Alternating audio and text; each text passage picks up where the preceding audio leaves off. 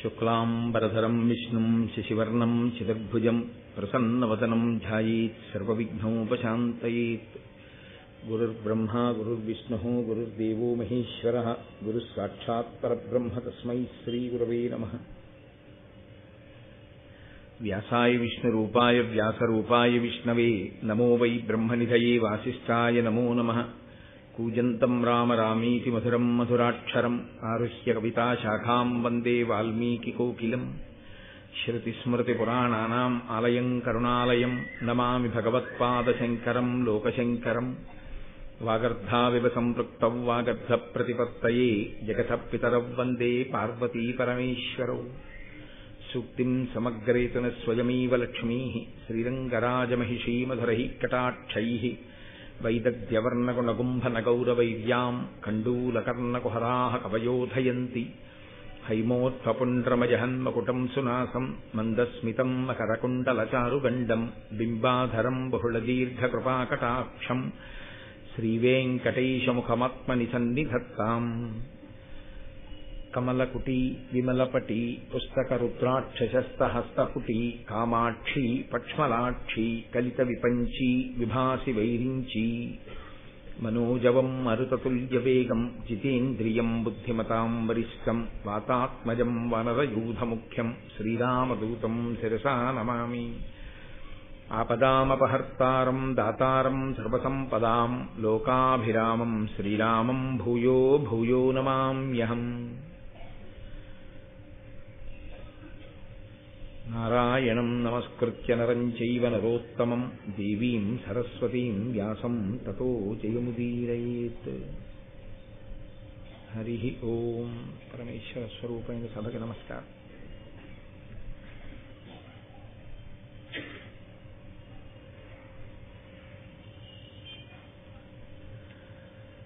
గరుత్మంతుడు తల్లిని దాస్యం నుంచి విడిపించడం కోసమని సోదరులైనటువంటి ఆ పాముల దగ్గరికి వెళ్ళి, నేను ఏది చేస్తే నా తల్లి దాస్యం విడిపోతుంది అని ప్రశ్న వేసినప్పుడు ఆయన బలాన్ని దృష్టిలో పెట్టుకున్నవారై స్వార్థంతో నీవు అమృతాన్ని తీసుకుని వచ్చి ఇచ్చినట్లయితే నీ దాస్యం విడిపోతుంది అని కోరారు. మహాభారతంలో ప్రతి చోట్ల ధర్మసూక్ష్మం ఉంటుంది, గమనించవలసినటువంటి విషయం ఉంటుంది. నాలుక తడబడింది అని ఒక మాట. భగవంతుని యొక్క అనుగ్రహం ఉంటే నోటి వెంట రావలసిన మాట వస్తుంది. భగవంతుని అనుగ్రహం లేకపోతే ఆ సమయానికి పలకవలసినటువంటి పలుకు విస్మృతిని పొందుతుంది. వాళ్ళు మాకు అమృతం తెచ్చి ఇయ్యి అన్నారు. అయిపోయింది ఆయన కర్తవ్యం. నువ్వు మాతో అమృతం తాగించు అని ఉంటే కథ ఇంకోలా ఉంది. వాళ్ళు అమృతం తాగే వరకు కూడా దానికి సంబంధించినటువంటి కర్తవ్యాన్నంతటినీ తలకెత్తుకోవలసినటువంటి పూచి గరుత్మంతుడి మీద ఉండేది. నువ్వు మాకు అమృతం తెచ్చి ఇయ్యి అంతవరకే. ఇవ్వడానికి తాగడానికి మధ్య చాలా భేదం ఉంది కదండి. వాళ్ళు దాన్ని త్రాగటానికి, ఆ ఇచ్చిన దాన్ని రక్షించుకోవడానికి మధ్యలో పూచి వాళ్ళ మీదకి వెళ్ళింది. అక్కడే వాళ్ళు నిలబెట్టుకోలేకపోయారు. ఇది ఈశ్వరుడు ముందే సంకల్పం చేసి ఉంచినటువంటి విషయం. అందుకే ఏది అడగండి, మీరు ఏ పూజ చెయ్యండి, చిట్ట చివరికి లఘుగాయత్రి అని ఉంటుంది. మీరు ఎవరిని ఉద్దేశించి పూజ చేసినా చిట్ట చివరికి వెళ్ళేటప్పటికీ మీరు అడిగేటటువంటి కోరిక మాత్రం ఒక్కటే అడుగుతారు. అమ్మవారిని పూజ చేశారు, తన్నో దుర్గి ప్రచోదయాత్. సరే, గాయత్రి మహామంత్రం ఎప్పుడూ ప్రచోదయాత్ ప్రచోదయాత్ ప్రచోదయాత్ అంటూనే ఉంటుంది. మీరు ఎవరిని పూజ చేశారో వారిని చిట్ట చివర మీరు అడిగేది ఏది అంటే ప్రచోదయాత్. ప్రచోదయాత్ అంటే మా బుద్ధులను ప్రేరేపించుగాక. ఆ నిర్ణయం చేసి పలికేటటువంటి వాక్కు, నిర్ణయం చేసుకోవడం ఈశ్వరానుగ్రహంగా ఉంటే అవి సక్రమంగా ఉంటాయి. అవి ఈశ్వరానుగ్రహము లోపించినవైతే చిట్ట చివరికి ఉపద్రవాన్ని తీసుకొచ్చేవిగా మారిపోతాయి. అందుకే నోటి వెంట పలికేటటువంటి వాక్కు బుద్ధి నిర్ణయం చేసి పలికించేటటువంటి వాక్కు అయి ఉంటుంది. కాబట్టి ఆ బుద్ధి నిష్కల్మషంగా, చాలా సాత్వికంగా, ఈశ్వరానుగ్రహంగా ఉండేటట్టుగా నువ్వు నిర్ణయం చెయ్యి, నువ్వు ప్రచోదనం చెయ్యి, నువ్వు ప్రేరేపించు అని 1కి 10 మాటలు మనం పరమేశ్వరుణ్ణి అడుగుతుంటాం. నేను చెయ్యగలను అన్న భావన కన్నా ఈశ్వరుడు మా బుద్ధులను ప్రేరేపించుగాక అని అడగడమే ఎప్పుడూ సమంజసంగా ఉంటుంది. లేకపోతే ఏమవుతుందంటే నాకు ఇది ఉన్నది అన్నది అక్కడికి రాకుండా చెయ్యడంలో ఈశ్వరుడు తన వంతు పాత్ర పోషించాడనుకోండి, మనకి ఎన్ని ఉన్నాయి అన్నది కాదు, ఉన్నవన్నీ అందుబాటులోకి అప్పుడు అవసరానికి ఉపయోగపడేవిగా మారకపోతే అన్నీ ఉన్నా ఏమీ లేని వాడిగానే మారిపోతాడు. అందుకే అటువంటి స్థితి రాకుండా ఉండాలి అంటే ఎప్పుడూ బుద్ధి ప్రచోదనాన్ని అడుగుతూనే ఉండాలి. సరస్వతీ ప్రార్థన అని పిల్లలతో చేయిస్తారు. ఎందుకు చేయిస్తారంటే సరస్వతీ ప్రార్థన ఇదిగో ఈ బుద్ధి ప్రచోదనానికి చేయిస్తారు. ఆ బుద్ధి ప్రచోదనం అన్నదొక్కటి లేదనుకోండి, చదువు వస్తుందేమో కానీ సంస్కార బలం ఏర్పడదు. సంస్కార బలము ఏర్పడనటువంటి చదువు తల్లిదండ్రులు తల ఉంచుకోవడానికి పనికొస్తుంది, తత్సంబంధీకులందరూ తల ఉంచుకోవడానికి పనికొస్తుంది, కానీ అది అభ్యున్నతి హేతువు మాత్రం కాదు. ఈయన చేసిన నేరం ఉండదు, వీళ్ళబ్బాయే లంచం పడుతూ దొరికిపోయి జైల్లో ఉన్నాడని చెప్పుకుంటే చాలు. అంతకన్నా అపకీర్తి, అంతకన్నా సిగ్గుతో తల వంచుకోవలసిన స్థితి తల్లిదండ్రులకి ఇంకేం ఉంటుంది? ఆయన పాపం ప్రావిడెంట్ ఫండ్ అమ్మి కొడుకుని చదివించాడు, ఆయన దోషం లేదు, కానీ ఆయన ఎందుకు తల వంచుకోవాలి? ఆయన ఎందుకు క్యారేజీ పట్టుకుని జైలుకి వెళ్ళాలి? ఆ వయసులో ఆయన ఎందుకు లాయర్ దగ్గరికి వెళ్ళి ఆయన ఇన్కమ్ ట్యాక్స్ పాన్ కార్డు చూపించి బెయిల్ అప్లికేషన్ మీద ఆయన ఎందుకు సంతకం పెట్టాలి? అంటే ఆ కొడుక్కి బుద్ధి లేదు, చదువు ఉంది. బుద్ధి ఉండి ఉంటే ఈయనకి అగచాట్లు వచ్చి ఉండేవి కావు. అందుకే పిల్లలందరితోటి సరస్వతీ ప్రార్థన తప్పకుండా చేయిస్తారు. అమ్మా నువ్వు మా బుద్ధులను ప్రేరేపించదవుగాక, దాని వలన సంస్కార బలం ఏర్పడాలి అని. అది లేకపోవడం ఎంత ప్రమాదాన్ని తెస్తుందో, మాట యందు వచ్చేటటువంటి వైక్లభ్యం జీవితాన్ని ఎంత దూరం తీసుకెడుతుందో భారతం మనకి నిరూపణం చేస్తుంది. అందుకే అనవలసిన మాట అనలేకపోవడమే పొందవలసిన ఫలితాన్ని పొందకుండా పోవడం.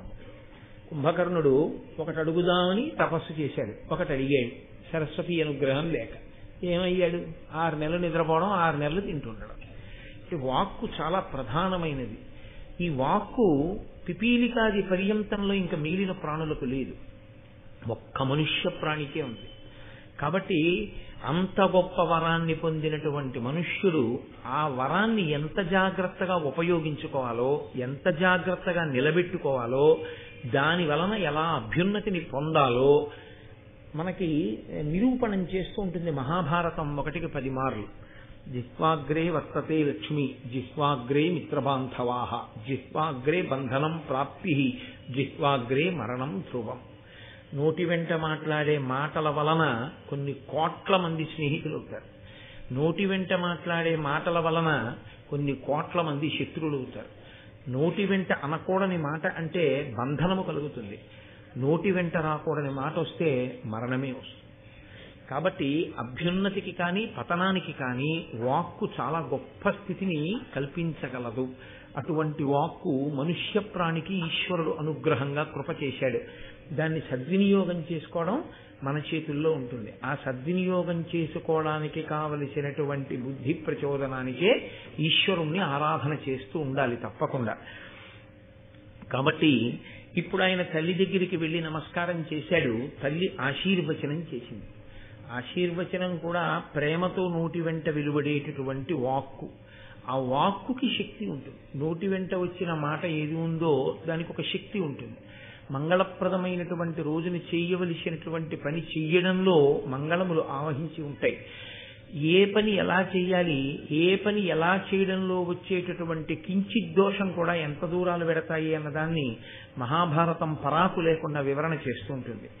కాబట్టి ఇప్పుడు ఆయన అన్నాడు, అమ్మా నీకు నమస్కరించాను, నువ్వు నాకు ఆశీర్వచనం చేశావు, నేను వెళ్ళి అమృతాన్ని తీసుకుని వస్తాను.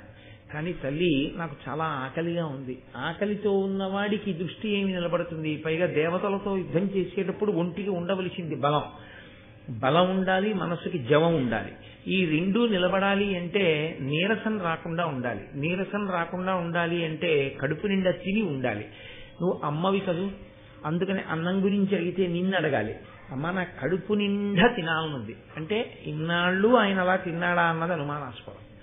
కాబట్టి నేను కడుపు నిండా తినాలనుకుంటున్నాను, నాకు ఆహారం ఎక్కడ దొరుకుతుందమ్మా అన్నాడు. అంటే ఆవిడంది ధర్మము అన్న మాటని ఎలా పట్టుకుని ఉంటారో చూడండి. భారతంలో ఫలానా చోట ఫలానాది ఉంది తినేసి అని సంతోషంలో నా కొడుకు అమృతం తెచ్చేస్తాడు, నాకు దాస్యం పోతుంది కదా అని ఏది పడితే అది చెప్పి దాన్ని నువ్వు తినేసేయని ఆవిడ బోధ చేయలేదు. ఆవిడ పరమ ధార్మికమైనటువంటి మాట ఒకటి చెప్పింది. సముద్రంలో బోయలున్నారు, వారు నిషాదులు, వారు ధర్మమును తప్పి ఉగ్రమైనటువంటి స్థితిలో ఉన్నారు. ఆ ఉగ్రమైన స్థితిలో వారు సముద్ర గర్భంలో ఉంటూ భూమి మీదకి వచ్చి భూమి మీద ధర్మాన్ని పట్టుకున్న వాళ్ళని శనకుతున్నారు. కాబట్టి నీవు సముద్ర గర్భంలో ఉన్నటువంటి ఆ నిషాదుల యొక్క సంఖ్య అపరిమితం, ఇంత అంత అని చెప్పడానికి వీల్లేదు, అంతమంది ఉన్నారు. ఆ సముద్రంలో ఉన్న వాళ్ళని ఒక క్షణంలో తిని అంటాడు. అంటే ఎంతసేపట్లో తింటాడో అంతమంది, లెక్కలేనంతమంది నిషాదుల్ని ఆయన ఎంతసేపట్లో తినగలడో ఆవిడికి తెలుసు. శాస్త్రంలో ఒక చిత్రమైనటువంటి విషయం, లక్ష్మీ కటాక్షములకు పురుషుడు రెండిటిని కలిగి ఉండాలి అని చెప్తారు ప్రయత్నపూర్వకంగా. నిశ్శబ్దంగా మనసు స్థిమితంగా తను ఏం తింటున్నాడో పరాకుతో పరమేశ్వరుణ్ణి స్మరణ చేస్తూ యజ్ఞం దగ్గర కూర్చున్నవాడు ఎలా కూర్చుంటాడో అలా కూర్చొని, అందుకని భోజనం చేసేటప్పుడు చొక్కా బనీను వేసుకోరు, ఎందుకంటే యజ్ఞం చేసేటటువంటి వాడు అలా వేసుకోరుగా. మౌనంగా, మౌనంగా అంటే నీకేం కావాలంటే అడగడం మానేసని కాదు నా ఉద్దేశ్యం, దానికి సంబంధించినవి మాత్రం మాట్లాడుతూ త్వరగా భోజనం చెయ్యాలి.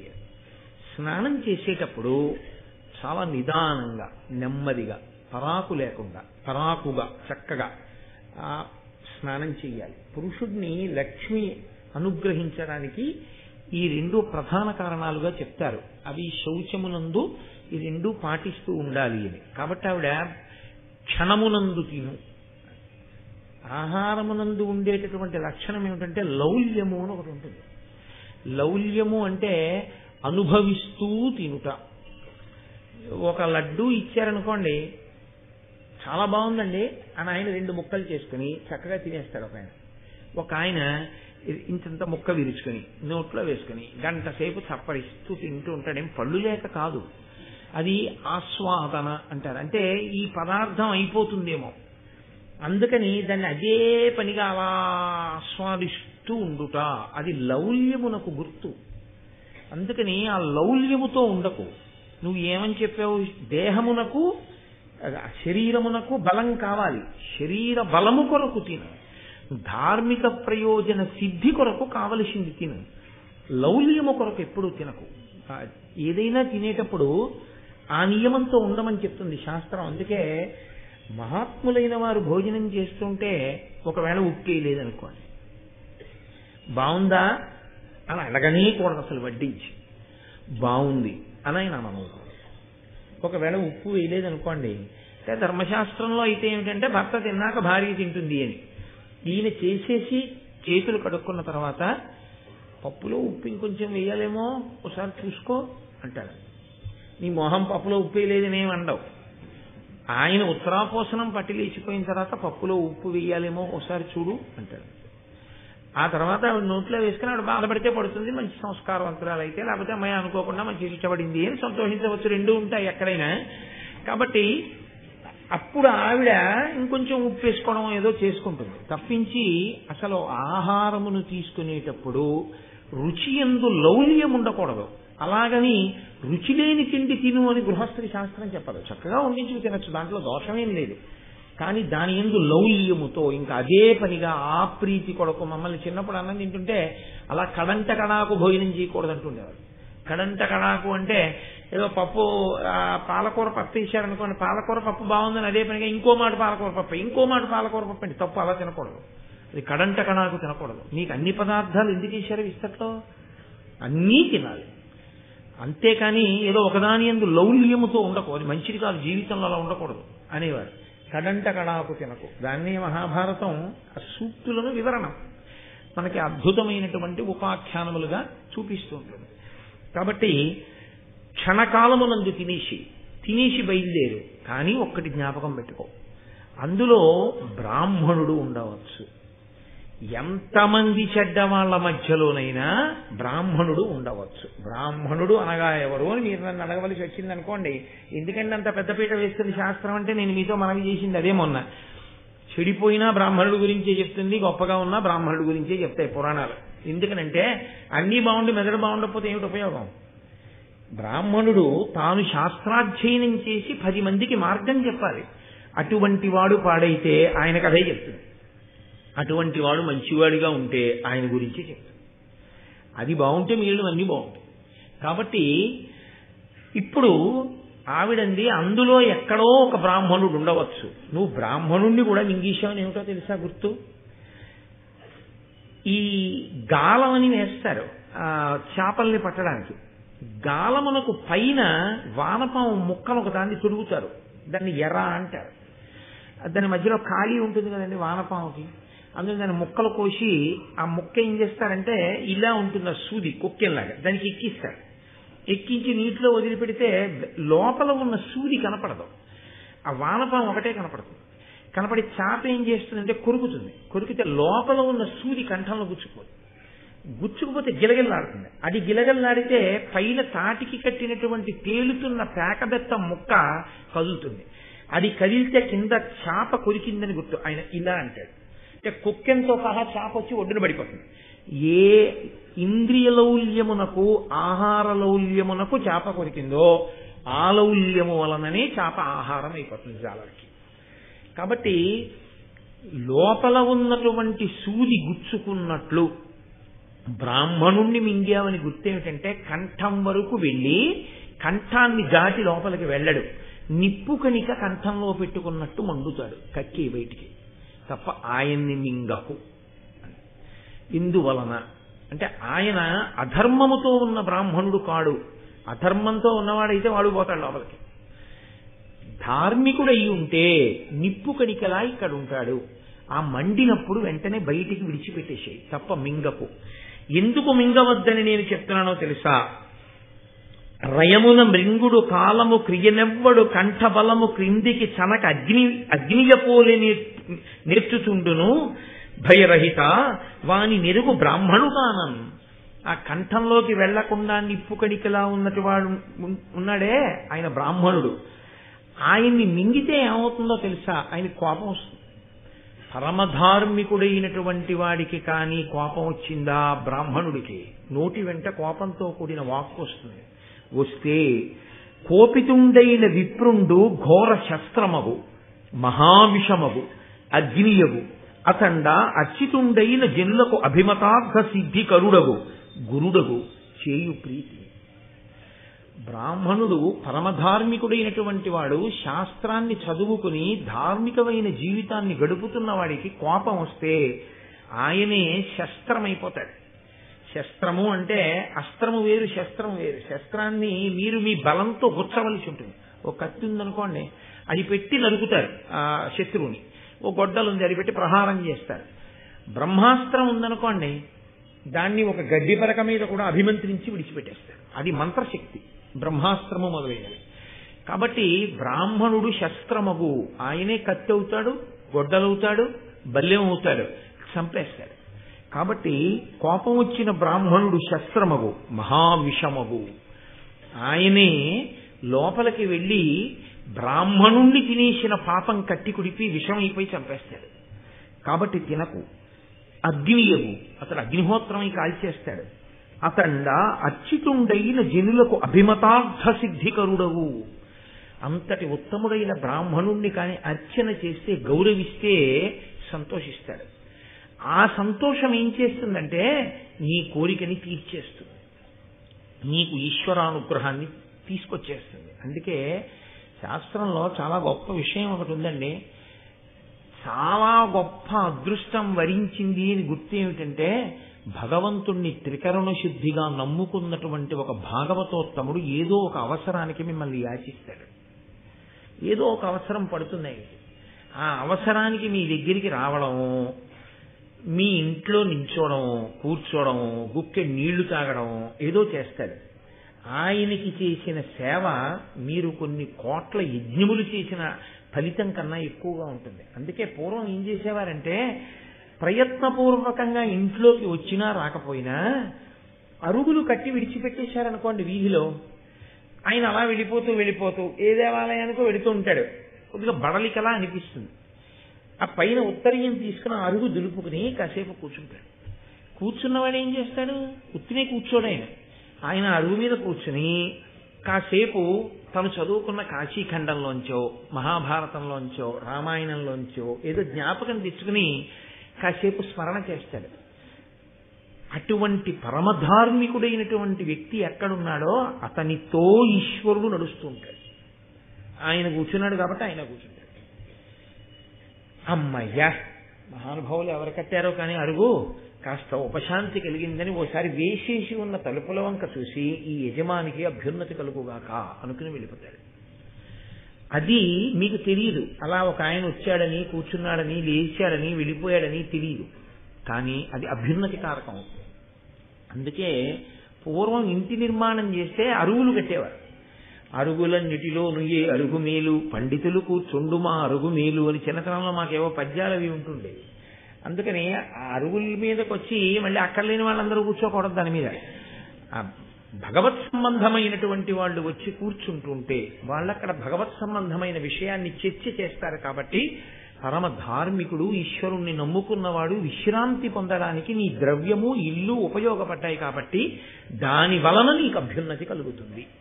కాబట్టి ఆయన సిద్ధికరుడవు గురుడవు చేయు ప్రీతి.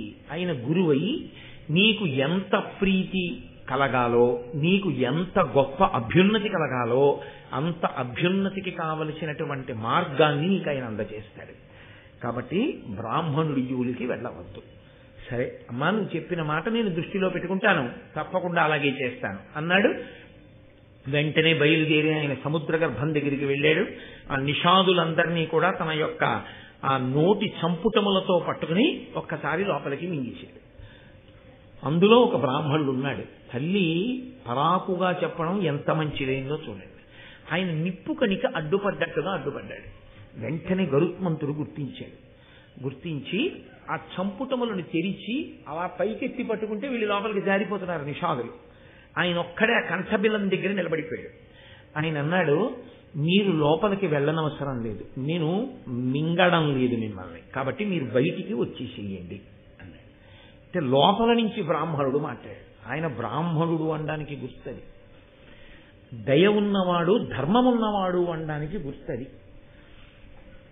మహాభారతం ఎంత అద్భుతంగా మాట్లాడుతుందండి. సాధారణంగా లోకంలో ఉండేటటువంటి లక్షణం ఏంటంటే భార్యని ఎప్పటి వరకు పట్టుకుంటాడు పురుషుడు అంటే తనకి ప్రాణ సంకటం వచ్చే వరకు.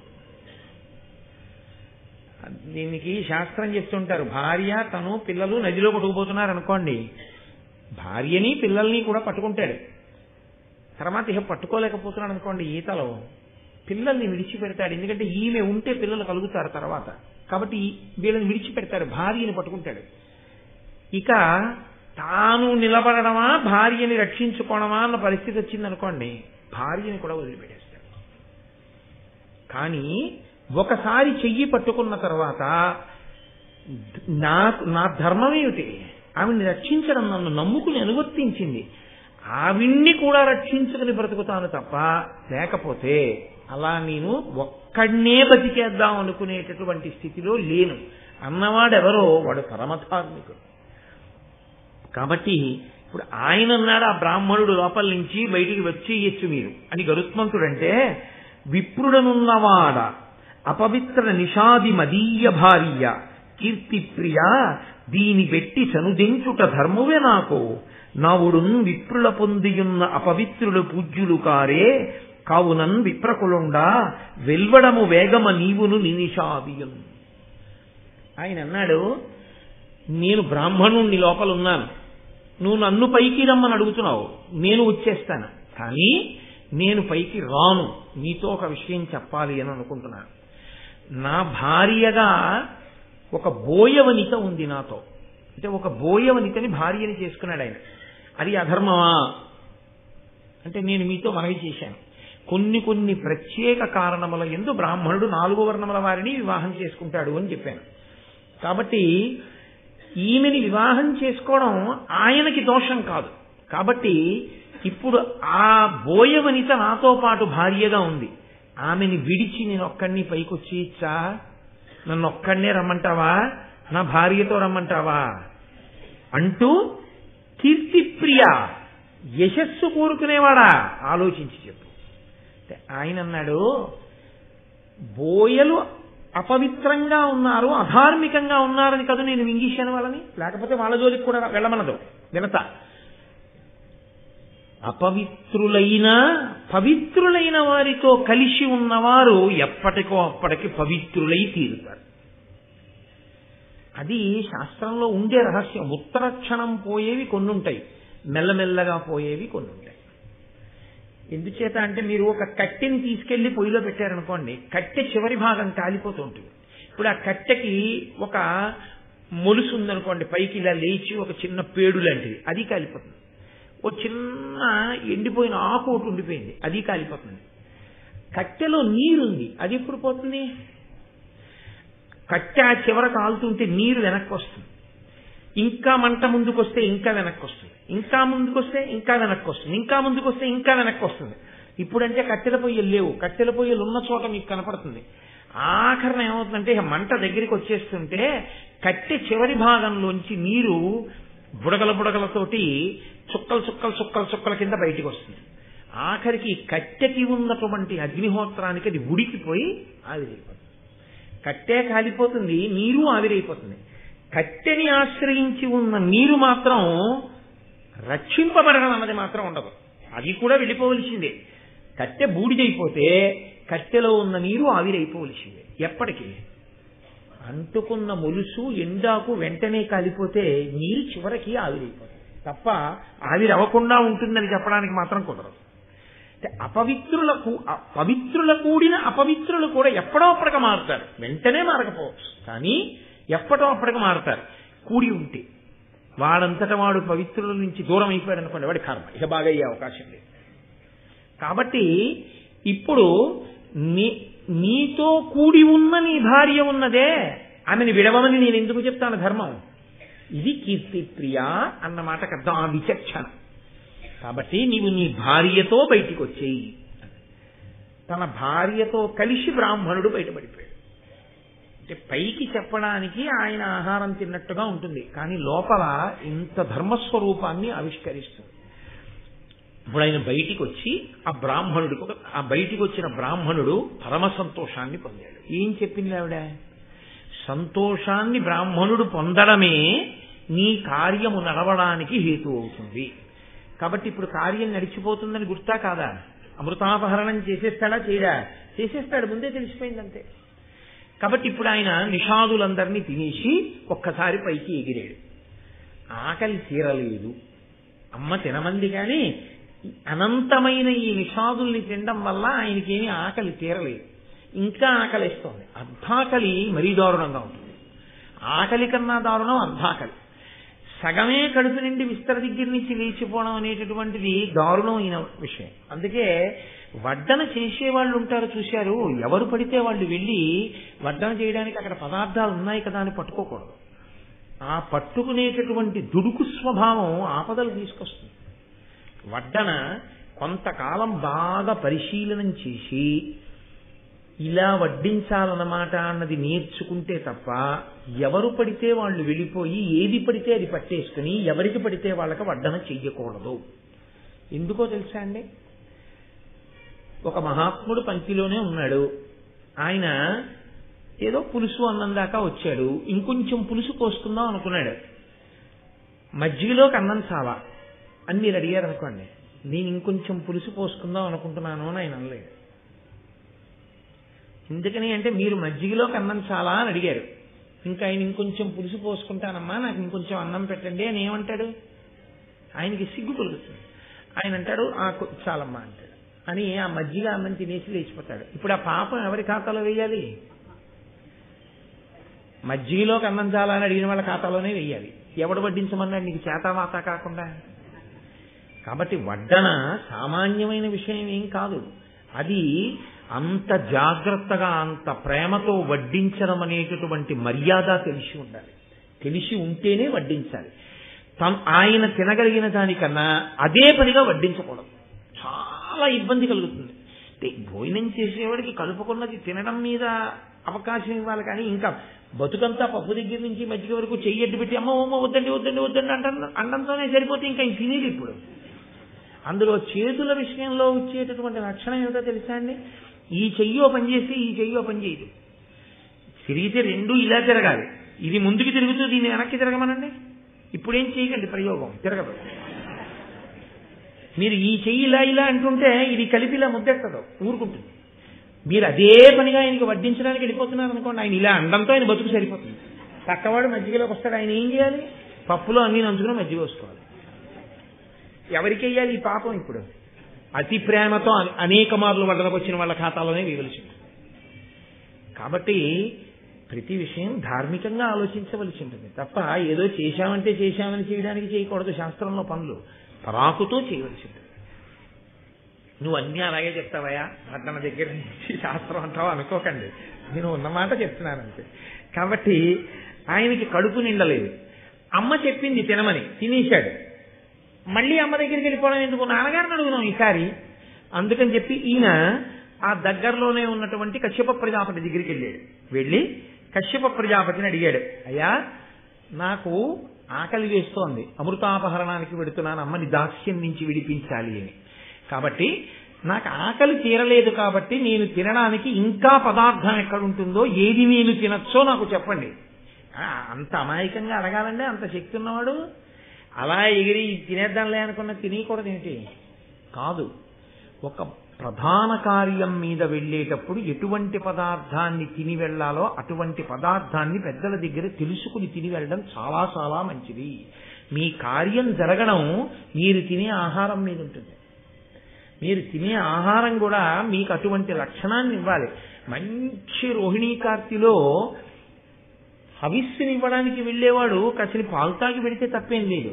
కానీ ఏదో ప్రధానమైంది, ఏ 9 గంటలకో ఉదయం ఏ యాగశాలలోనో కూర్చుని ఒక 2 గంటలు ప్రసంగం చెయ్యాలి అని వెడుతున్నవాడు పెట్టారు కదా నూనె ఓడిపోతున్నటువంటి గారిలో, నీతిలో గారిలో ఒక అరళజం తినేసి వెళ్ళిపోయాడు అనుకోండి, ఇంకా 5 నిమిషాలకు ఒకసారి నాలుగు పెడచకట్టేస్తుంది. దాహాన్ని కల్పించే పదార్థాన్ని తీసుకోకూడదు. దాహాన్ని సంతృప్తం చేసేటటువంటి పదార్థాన్ని తీసుకోవాల్సి ఉంటుంది. అందుకే కూల్ డ్రింక్ వేసవికాలంలో తాగడం ఈ దేశానికి తెలియదు. ఈ దేశానికి ఏం తెలుసు అంటే మజ్జిగ తాగడం తెలుసు.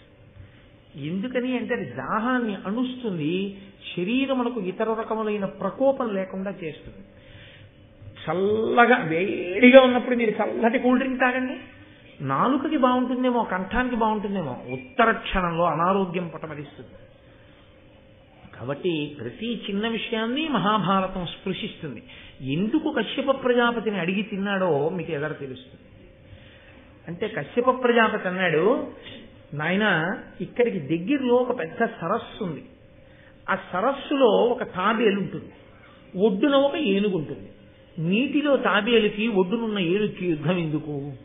కానీ ఆ ఇద్దరు ఎప్పుడూ కొట్టుకుంటుంటారు. వాళ్ళిద్దరూ ఎందుకు కొట్టుకుంటారంటే ఒంట్లో బలం ఉంది.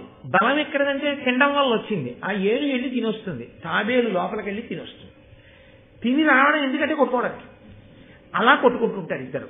ఇద్దరిలో ఎవరు ఎవరికి లొంగరు, అలా కొట్టుకుంటూనే ఉంటారు. ఆ ఇద్దరూ కొట్టుకుంటూ ఉండేటటువంటి వాళ్ళు ఉన్నారే, ఆ తాబేలు ఏనుగు, వాటిని గజకచ్చపములు అని పిలుస్తారు.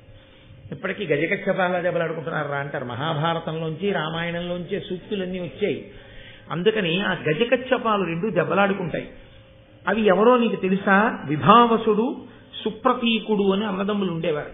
అందులో విభావసుడు అన్నగారు తల్లిదండ్రుల దగ్గర నుంచి వచ్చినటువంటి పిత్రార్జితం ఉంది ఆస్తి, దాన్ని పెద్దన్నగారు కాబట్టి ఆయన తన దగ్గర ఉంచుకుని తమ్ముడిని జాగ్రత్తగా చూస్తున్నాడు.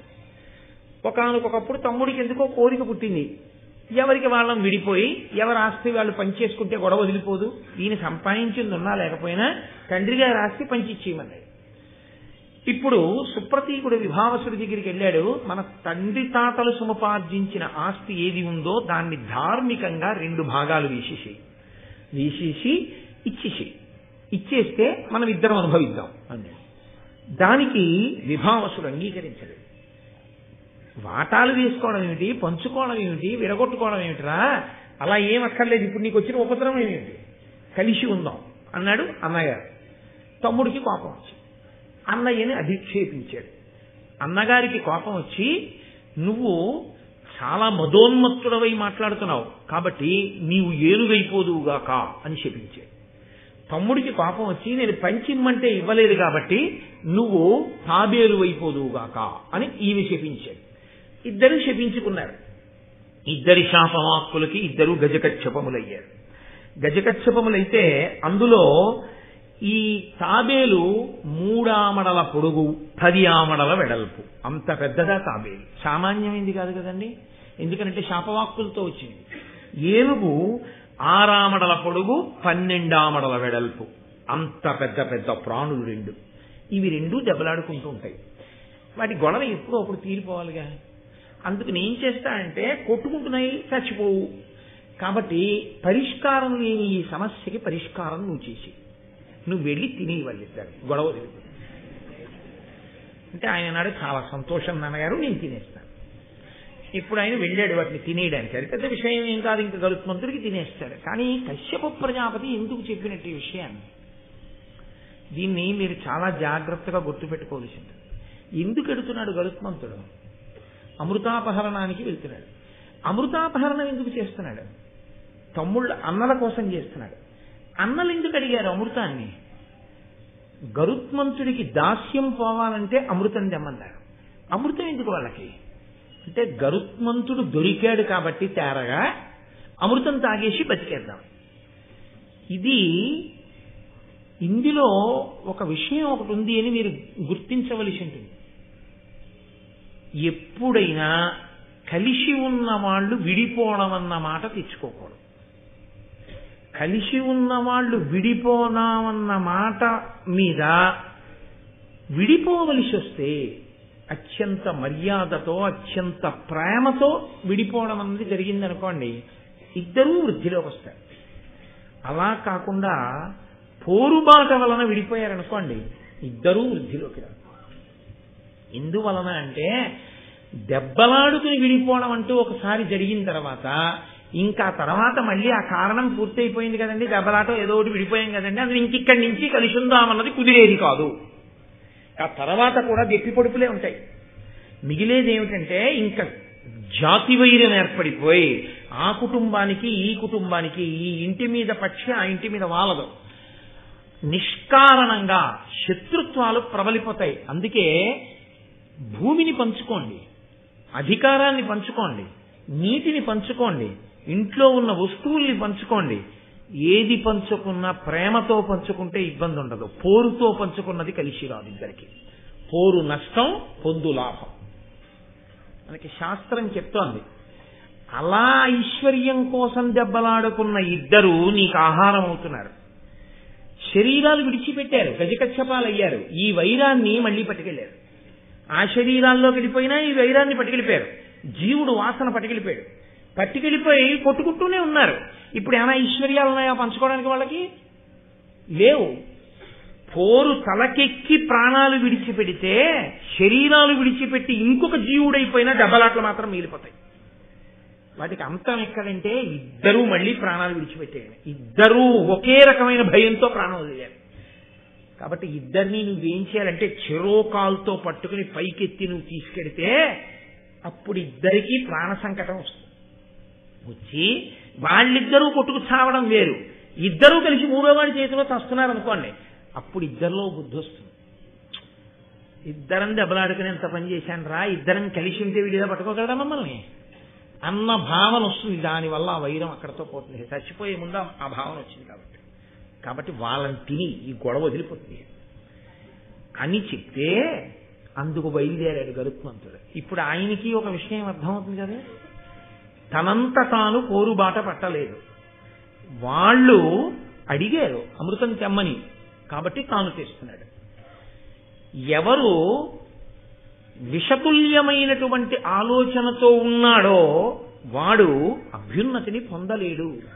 కాబట్టి ఇప్పుడు ఆయన బయలుదేరాడు. వెళ్ళి ఆ సరోవరంలో ఉన్నటువంటి గజకచ్చపాల్ని రెండింటిని 2 పాదములతో రెక్కలతో కొట్టాడు. కొట్టగానే అవి 2 హతాశులైపోయాయి. ఇక ప్రాణములతో ఉన్నాయా అన్న మాట అసలు చర్చ కాదు. రెండింటిని 2 కాళ్లతో పట్టుకున్నాడు. పట్టుకుని పక్షికి అదొక లక్షణం ఉంటుంది. అది 2 కాళ్లతో పైకెత్తి పట్టుకెళ్లి హాయిగా ప్రశాంతంగా కూర్చుని తినడానికి అనువైనటువంటి ప్రదేశానికి పట్టుకెళ్ళి, అది చాలా భయంకరంగానే ఉంటుంది. చచ్చిపోతే గొడవ లేదు. కానీ పాదానికి ఉన్నటువంటి గోళ్లకి చిక్కి అది అకస్మాత్తుగా గాలిలో తీసుకెళ్లిపోతోంది అనుకోండి.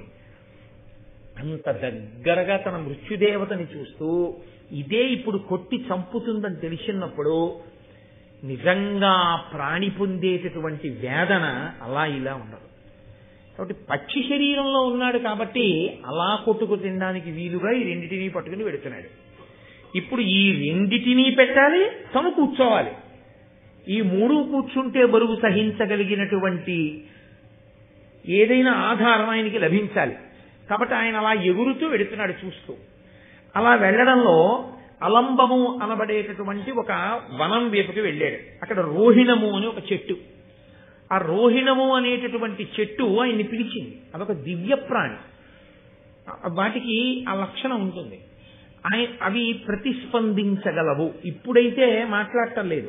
దేవతా వృక్షములు ఒక్కొక్క సమయంలో వాటికి ఉన్నటువంటి గొప్ప శక్తి చేత అవి మాట్లాడడం జరిగింది. నన్ను నమ్మండి, ఇవాళ మధ్యాహ్నం మా ఇంటికి విశాఖపట్నం నుంచి ఒక ఆయన వచ్చారు. ఆయన ఎంఎస్సీ అగ్రికల్చర్ చదివి సమున్నతమైనటువంటి పదవిలో ఉన్నారు. ఆయన నాతో ఒక మాట చెప్పారు, కోటేశ్వర గారు నేను మీకు ఆ పుస్తకం పంపిస్తాను చదవండి అని చెప్తూ, శాస్త్రీయ సంగీతమును వరి పంట దగ్గరికి తీసుకెళ్లి వినిపిస్తే అది పాలు పోసుకుని గింత బాగా బలీయమైనటువంటి స్థితిలో తయారవుతుంది. పాశ్చాత్య సంగీతాన్ని వినిపిస్తే దాని పువ్వులు కూడా వడిలిపోయి వికర్షించుకుని ఇలా దూరంగా తొలగిపోతుంది. ఇంట్లో మీరు రోజు నీళ్లు పోసే మొక్క ఇంటి కుక్క యజమాని ఇంకా రాలేదని చూసినట్టుగా మొక్క ఎదురు చూస్తుంటుంది. ఇంకా రాలేదేమిటి యజమాని అని. యజమాని ఇంట్లోకి వచ్చి తాళం తీసి లోపలికి వెడుతుంటే ఎంతో సంతోషిస్తుంది. దానికి కాసి నీళ్లు పోసి వెళ్ళిపోయాడు అనుకోండి, అది శుభం కోరుతుంది, నువ్వు క్షేమంగా తిరిగిరా అంటుంది. దేన్ని మరిచి? వైరాన్ని మరిచి.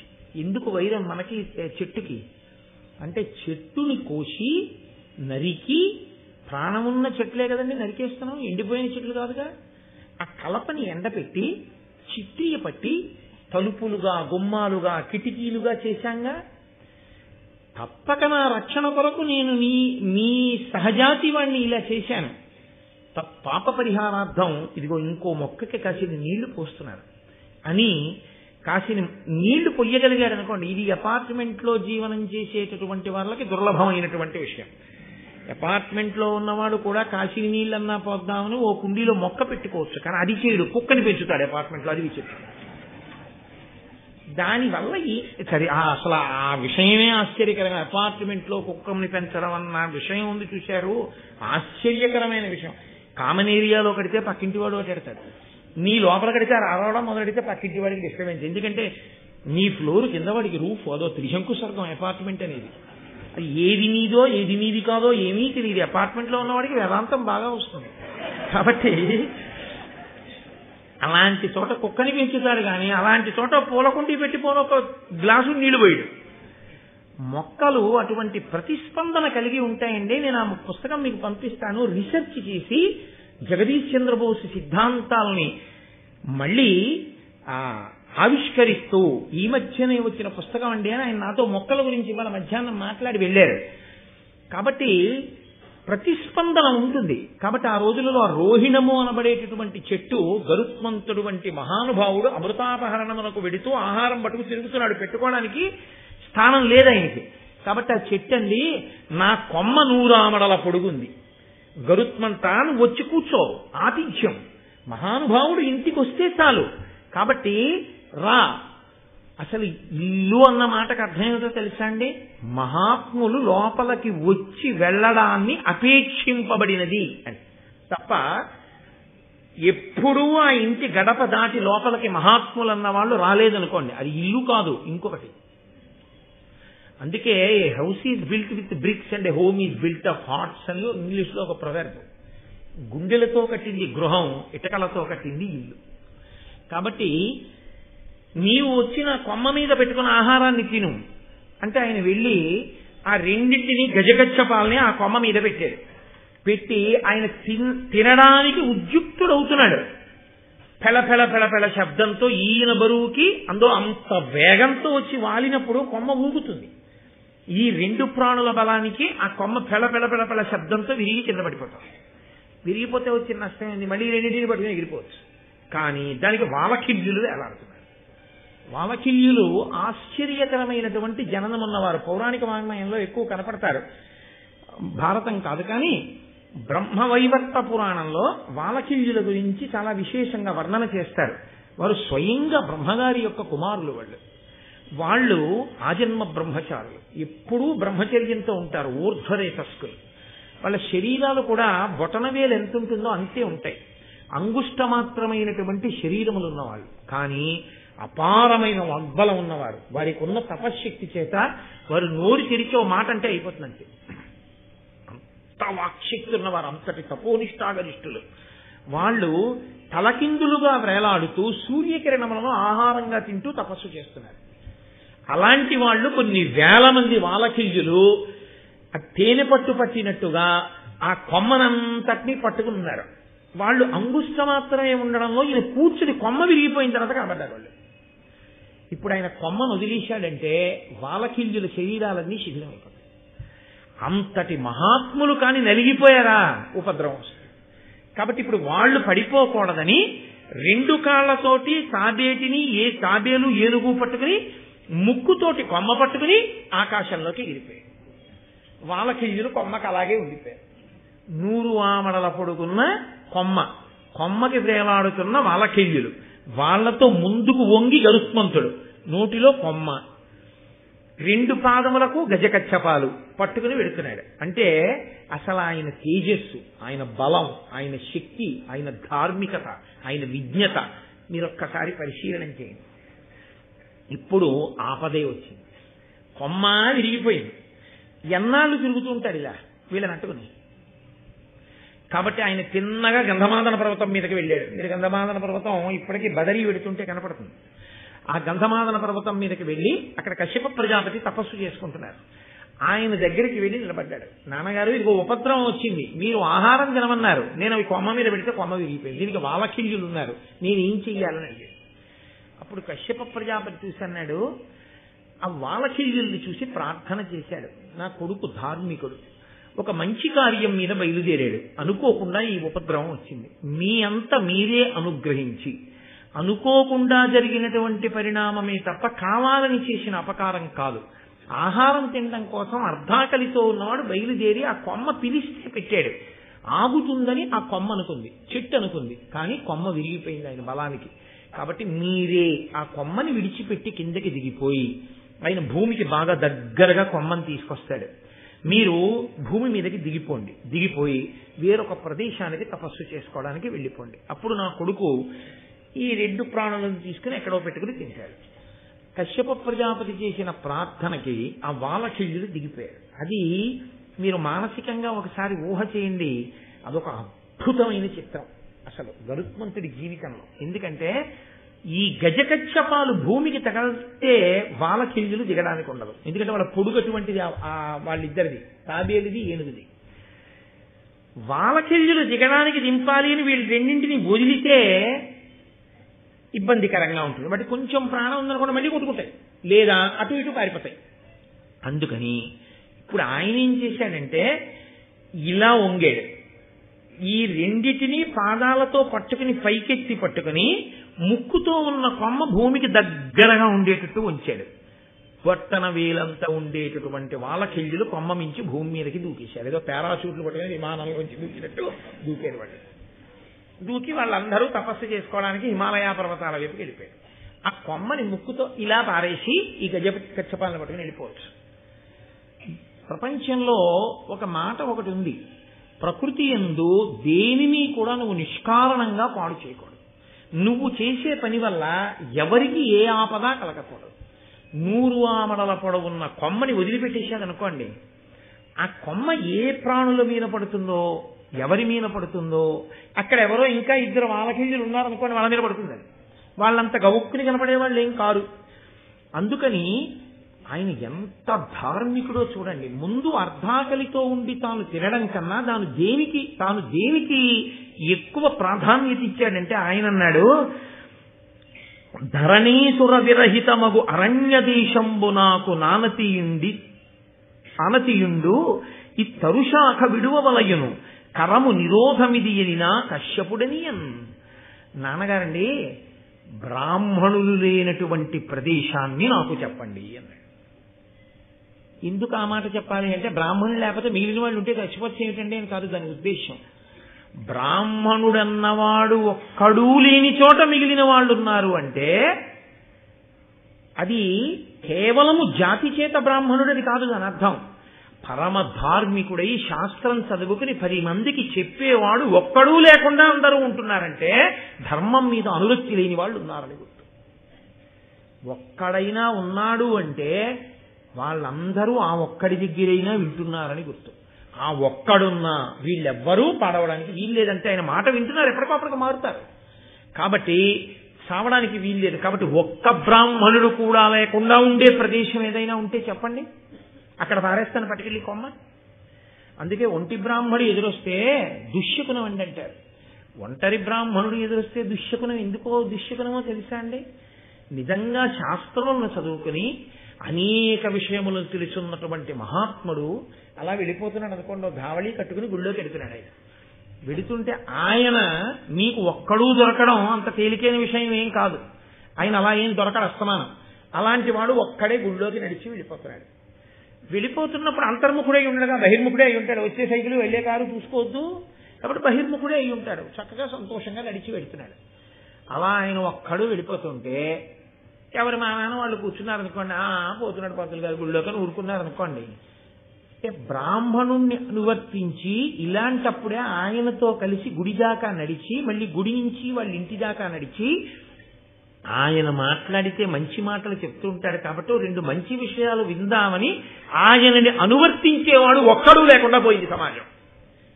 అలా ఒక్కడే వెళ్తున్నాడంటే ధర్మం వినేవాళ్ళు లేరు. ఇవాళ ధర్మం వినేవాళ్ళు లేరు కాబట్టి లోకంలో నువ్వు ధార్మికంగా ఏ పని చేసినా ఆ పని నీకు కలిసి వస్తుందని నమ్మకం లేదు. కాబట్టి ఒక్క బ్రాహ్మణుడే వెళ్ళిపోతున్నాడంటే సమాజంలో ధర్మం పోయిందని గుర్తు. కాబట్టి దుశ్శకునం. అంతేగాని ఆయన వస్తే ఆయన ఏం పాడు చేసేస్తారని కాదు. అందుకని ఒంటరి బ్రాహ్మణుడు దుశ్శకునం అన్నారు. ఎందుకు ఏది దుశ్శకునమో తెలుసుకుని అనాలి, అంతేగాని గబుక్కుననేస్తే మళ్ళీ అదో నిందాయి కూర్చుంటుంది. కాబట్టి బ్రాహ్మణులు లేని ప్రదేశం చెప్పండి, అక్కడ పడేస్తారు. అంటే ఆయన అన్నాడు, హిమశైల కందరాభాగము కడ నిష్పురుషనగము కలద చోట నీ ద్రుమ శాఖ విడుము అది తానమానుషమగమ్య ఈశ్వరాదులకైనన్. నువ్వు హిమాలయ పర్వత ప్రాంతంలో ఒక చోట నిష్పురుషము అనబడేటటువంటి ఒక కొండ ఉంది, దాని పేరే నిష్పురుషము. అక్కడ ఎవరు అక్కడికి మనుష్యులు కారు, పరమేశ్వరుడు కూడా వెళ్ళడు, అంతలా ఉంటుంది. కాబట్టి అక్కడికి నువ్వెళ్ళు అంటే వెళ్ళగలడా? అంత శక్తి ఉన్నవాడు గరుత్మంతుడు. అక్కడికి వెళ్ళి అక్కడ బారయ్యి కొమ్మ, ఎవరికి ఏ ఆపద కలగదు, అక్కడ పడిపోతుంది. ఉత్తర క్షణాలు ఎక్కడుందనుకుంటున్నారు? నిష్పురుషం 1,00,000 యోజనముల దూరంలో ఉంది అక్కడి నుంచి, గంధమాదరణ నుంచి. ఒక్క క్షణంలో ఆయన ఎగిరిపోయాడు 1,00,000 యోజనములు. అంటే ఆయన గమన శక్తి అటువంటి. ఎగిరిపోయి ఆ కొమ్మను అక్కడ పారేసి ఆ హిమాలయ పర్వత శిఖరం మీదే చక్క ఈ 2 పెట్టుకుని హాయిగా ఆరంభించి కడుపు నిండిపోయింది. అంటే ఇన్ని ధర్మ సూక్ష్మాలతో ముందు ఇతర భూతముల యొక్క హితం చూస్తే తప్ప నీ హితమును నువ్వు చూసుకుని తినేయకూడదు. ఎవడెలా పోతే నాకెందుకండి నేను తినేస్తానని అనకూడదు. ఇతర భూతముల యొక్క హితమును చూసిన తరువాత మాత్రమే తాను తినవలే. అందుకే మనకి గృహస్థాశ్రమ ధర్మంలో ఒక లక్షణం చెప్తారు, గృహస్థు ఎప్పుడు భోజనానికి కూర్చోవచ్చు. అంటే మనం అన్ని పాటిస్తున్నామా అన్నది పక్కన పెట్టండి, కనీసం తెలుసుకుంటే దోషం లేదుగా. తాను అతిథికి పెట్టాలి. ముందు అతిథికి పెట్టి ఇంట్లో ఉన్నటువంటి భూతములకు ఆహారమును ఇవ్వాలి. బయట ఉండేటటువంటి పక్షులు, కుక్కలు, కాకులు మొదలైనటువంటి వాటికి కొంత భాగాన్ని పడేయాలి. పిడస తీసి విస్తట్లో పెట్టమని శాస్త్రాలలో లేదు. అలా పెట్టకూడదు. పిడసలు పెట్టడం అన్నది ఒక్కసారి. అది ఇంట్లో అస్తమానం ప్రతిరోజు పిడసలు పెట్టుకునే సంప్రదాయం పెట్టుకోకూడదు. తన భోజనానికి ముందే ఇమ్మని చెప్పింది అంతే ధర్మశాస్త్రంలో. తన భోజనం కన్నా ముందు ఆ ప్రాణులకు పెట్టి తరువాత తాను భోజనానికి కూర్చుంటాడు. కూర్చుని అప్పుడు తాను స్వీకరిస్తాడు. కాబట్టి తాను తినే ముందు 10 మందికి తినిపించి తినడం ధర్మశాస్త్రం. అంత గొప్ప వైభవం కలిగినటువంటి ఆర్షధర్మం. కాబట్టి ఆయన తను తినలేక కాదు, అంత ఆకలితో ఉన్నా ముందు వాళ్ళు క్షేమంగా ఉండడం, ఆ కొమ్మ వల్ల ఇతరులకు ఇబ్బంది రాకుండా కొమ్మని పడేయడం, ఇన్ని చేసి అన్నిటికీ పెద్దవారైనటువంటి తండ్రిని సంప్రదించి ఈ పనులు పూర్తి చేసి అప్పుడు ఆయన తాను తినవలసిన పదార్థాన్ని తాను తిన్నాడు. అందులో మనం స్త్రీ బుద్ధి ప్రళయాంతక అన్న మాటకు అర్థం ఏంటో తెలుసా అండి? భార్యని సంప్రదించవద్దని కాదు, కరణేషు మంత్రి, భార్యని సంప్రదించి తీరాలి. ఆ మాటకొస్తే ఆవిడిది ఇల్లు ఐశ్వర్యం, నువ్వు అందులో ఉంటున్నవాడి. నేను మొన్ననే మీకు చెప్పాను, స్త్రీ బుద్ధి ప్రళయాంతక అన్న మాట ఎప్పుడు అన్వయం అవుతుంది అంటే, భార్యకి వశుడై ఆవిడ అధర్మం చెప్పినా కూడా ఏదైనా రజోగుణ ప్రకోపంతో మా ఆవిడ చెప్పింది నేను కాదనలేదండని చేసిన వాడికి తప్పు. ఒక్కొక్కసారి తను పొరపాటుగా ఆలోచించవచ్చు, భార్య బాగా ఆలోచించి వద్దండి అలా చేయకండి అని చెప్తుంది, వినాలి. ఒక్కొక్కసారి భార్య పొరపాటు పడుతుంది, తప్పు, నువ్వు అలా అనకు, ఇది ధర్మం కదూ అందుకని ఇలా చేద్దాం, బాగుందండి మీరు చెప్పింది చెయ్యండి అంది, అప్పుడు అలా చెయ్యాలి. ఇద్దరూ కలిసి నిర్ణయించుకునే చెయ్యాలి తప్ప అసలు భార్యని సంప్రదించనేకూడదు, భార్యని సంప్రదించి చేసినవి ప్రళయం తెస్తాయి అని ఏ శాస్త్రంలోనూ చెప్పలేదు. అసలు భార్యని సంప్రదించకుండా ఏది ఉండకూడదనే పరమేశ్వరుడు చెప్పాడు. ఆ మాటకు వస్తే భార్యకి చెప్పకుండా సభలో కూడా చెప్పకూడదు. ఇది పరమేశ్వరుడు చెప్పాడా? ఆవిడ అడుగుతుంది పరమశివుణ్ణి, అడిగితే పరమశివుడు భార్యకి చెప్తాడు, పార్వతీదేవికి. పార్వత్యువాచ అని ఉంటుంది, శివుడు పార్వతికి చెప్తాడు. పార్వతికి చెప్పింది లోకానికి తెలుసు. కాబట్టి ప్రవచనం చేయడానికి వచ్చేటప్పుడు కూడా యథార్థంగా ప్రవచనం చేయడము అంటే ఆ రోజు చెప్పబోయే విషయాన్ని సంగ్రహంగానైనా ఏమో అమృతాధారణం చెప్పడానికి వెళ్ళొస్తున్నాను ఇవ్వాలని చెప్పాలి. ఆవిడ రాకపోతే తనతోటి చెప్పి వెళ్ళాలి. అంతేగాని అసలు ఏమీ చెప్పకుండా ప్రవచనం చేసి వస్తాను అని వెళ్ళొచ్చేసి ఏమంటే ఏం చెప్పారంటే నీ మొహం ఇప్పటిదాకా చెప్పొచ్చాను ఇప్పుడు చెప్పడం కుదరదు అనకూడదు, ముందు ఆవిడికి చెప్పి వెళ్ళాలి. అలా మీరు చెప్తున్నారా, ఇవన్నీ మీరు అనకూడదు. కాబట్టి అలా అని నన్ను అడగకూడదన్నానని సభలో ఉంది కదా అని మా ఆవిడ్ని అడగకూడదు. అవి మా ఇద్దరి మధ్య విషయాలు, దంపతుల మధ్యలో వేలు పెట్టకూడదు ఏమంటే. అందుకని కాబట్టి ఆయన పట్టుకెళ్ళి ఆ కొమ్మను అక్కడ పడేసి హిమవత్పర్వత శిఖరం మీద పెట్టుకుని ఆ గజకచ్చపాల్ని ఆహారంగా స్వీకరించాడు. స్వీకరించిన తరువాత మహానుభావుడు బయలుదేరి అదిగో ఆ అమృతాపహరణము కొరకు, ఆ అమృత భాండం కొరకని స్వర్గలోకం వైపుకి వెళ్ళాడు. ఆ స్వర్గలోకానికి వెళ్లేసరికి దేవేంద్రుని యొక్క సభ జరుగుతోంది. ఆ దేవేంద్ర సభలో కొన్ని దుష్యగుణములు కనబడ్డాయి అన్నారు. ఏమిటి ఆ దుష్యగుణములు అంటే, సురపతి సభ చూడం చూడా అంగార వృష్టులు కురిసే కులిశధారల్ కుంఠితంబయ్యే దిక్కుం జరమదములడంగెన్ సర్వదిక్పాలకాంతఃకరణములు భయోద్వేగంబునన్ సంచలించెన్. దేవేంద్రుడి సభలో అకస్మాత్తుగా నిప్పు రవ్వలు పడ్డాయి. దానితో పాటుగా వజ్రాయుధం యొక్క అంచులు మొక్కవోయాయి. దిక్కులన్నీ కూడా కాంతి విహీనమైపోయాయి. అకస్మాత్తుగా దిక్పాలకుల యొక్క మనస్సుల్లో భయము ఉద్వేగము కలిగి వెంటనే దేవేంద్రుడు బృహస్పతి వంక చూశాడు. గురువు గారిని సంప్రదిస్తూ ఉంటాడు ఇంద్రుడు, లోకానికి ఒక పాఠం నేర్పడానికే చేస్తారు ఏది చేసినా.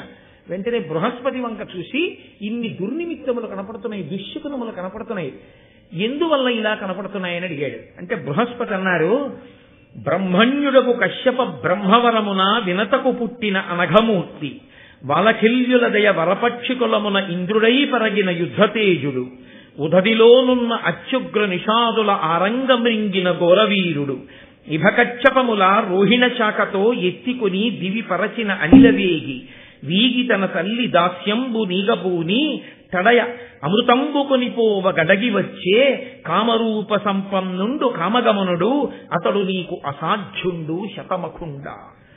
నాయనా ఇంద్ర, కశ్యప ప్రజాపతి పుత్రకామేష్టి చేస్తే పుట్టినటువంటి గొప్ప తేజోవంతుడైనటువంటి కుమారుడు. వాలకిల్యుల యొక్క వరంచేత పుట్టినటువంటి పిల్లవాడు అత్యుగ్రమైనటువంటి ప్రాణులై భూమికి ఇబ్బంది తెస్తున్నటువంటి నిషాదులందరినీ ఒక్క క్షణంలో మింగినటువంటి మహానుభావుడు. తాబేటిని ఏనుగుని 2 పాదములతో పట్టుకుని రోహిణి శాఖ మీద పెడితే కొమ్మ విరిగిపోయినప్పుడు వాలకిల్యులతో సహా 2 పాదములతో ముక్కుతో కొమ్మని పట్టుకుని వెళ్లి వాలకిల్యుని రక్షించినటువంటి తేజోమూర్తి తన తల్లి దాస్యాన్ని పోగొట్టడం కోసమని, అమృతాన్ని తీసుకెళ్లి పాములకు ఇవ్వడం కోసమని కామరూప సంపన్నుడు, అంటే ఎప్పుడూ అంతరూపంతో ఉండడు. ఆయన అనుకుంటే హ్రస్వమైపోతాడు, చిన్నవాడైపోతాడు, లేదా ఇంకా పెరిగిపోతాడు, ఇంకొక రూపాన్ని పొందేస్తాడు. అన్ని శక్తులున్నటువంటి వాడు, అష్టసిద్ధులున్నటువంటి వాడు, కామగమనుడు, కనపడకుండా వెళ్ళగలిగినటువంటి వాడు. అటువంటి గరుత్మంతుడు ఇదిగో దేవలోకానికి వస్తున్నాడు అమృత భాండం కోసం. ఆయనని నువ్వు గెలవలేవయ్యా ఇంద్రా అంటూ అతను వాలకిల్యుల యొక్క వరము చేత పుట్టినవాడు అనగానే ఇంద్రుడు అన్నాడు, వాలకిల్యుల వరం చేత ఎందుకు పుట్టవలసి వచ్చింది గరుత్మంతుడు అని అడిగాడు. అడిగితే ఇక్కడ చాలా చమత్కారమైనటువంటి విషయాన్ని, చాలా గంభీరమైనటువంటి విషయాన్ని ప్రస్తావన చేశారు వ్యాస భగవానుడు. నన్నయ్య గారు ఆంధ్రీకరించి మనను అనుగ్రహించారు. ఆ వాలకిల్యులు బ్రహ్మగారి యొక్క పుత్రులు కదండి వాళ్ళు. ఇంద్రుడు కశ్యప ప్రజాపతి యొక్క కుమారుడు. కశ్యప ప్రజాపతికి అదితి అన్న భార్య ఎందు పుట్టినవాడు ఇంద్రుడు. వాలకిల్యులు బ్రహ్మగారి యొక్క కుమారులు. వాలకిల్యులు ఇంద్రుడు కూడా కశ్యప ప్రజాపతి చేసేటటువంటి యజ్ఞానికి వెళ్ళారు. ఎప్పుడు చేశాడు యజ్ఞం? మీతో నేను మనవి చేశాను, వినతా కదురుమా పిల్లల్ని కోరుకున్నప్పుడు దైవానుగ్రహాన్ని కోరి పుత్రకామేష్టి చేశాడు. ఆ యజ్ఞం చేస్తున్నప్పుడు వీళ్ళందరూ వెళ్ళారు.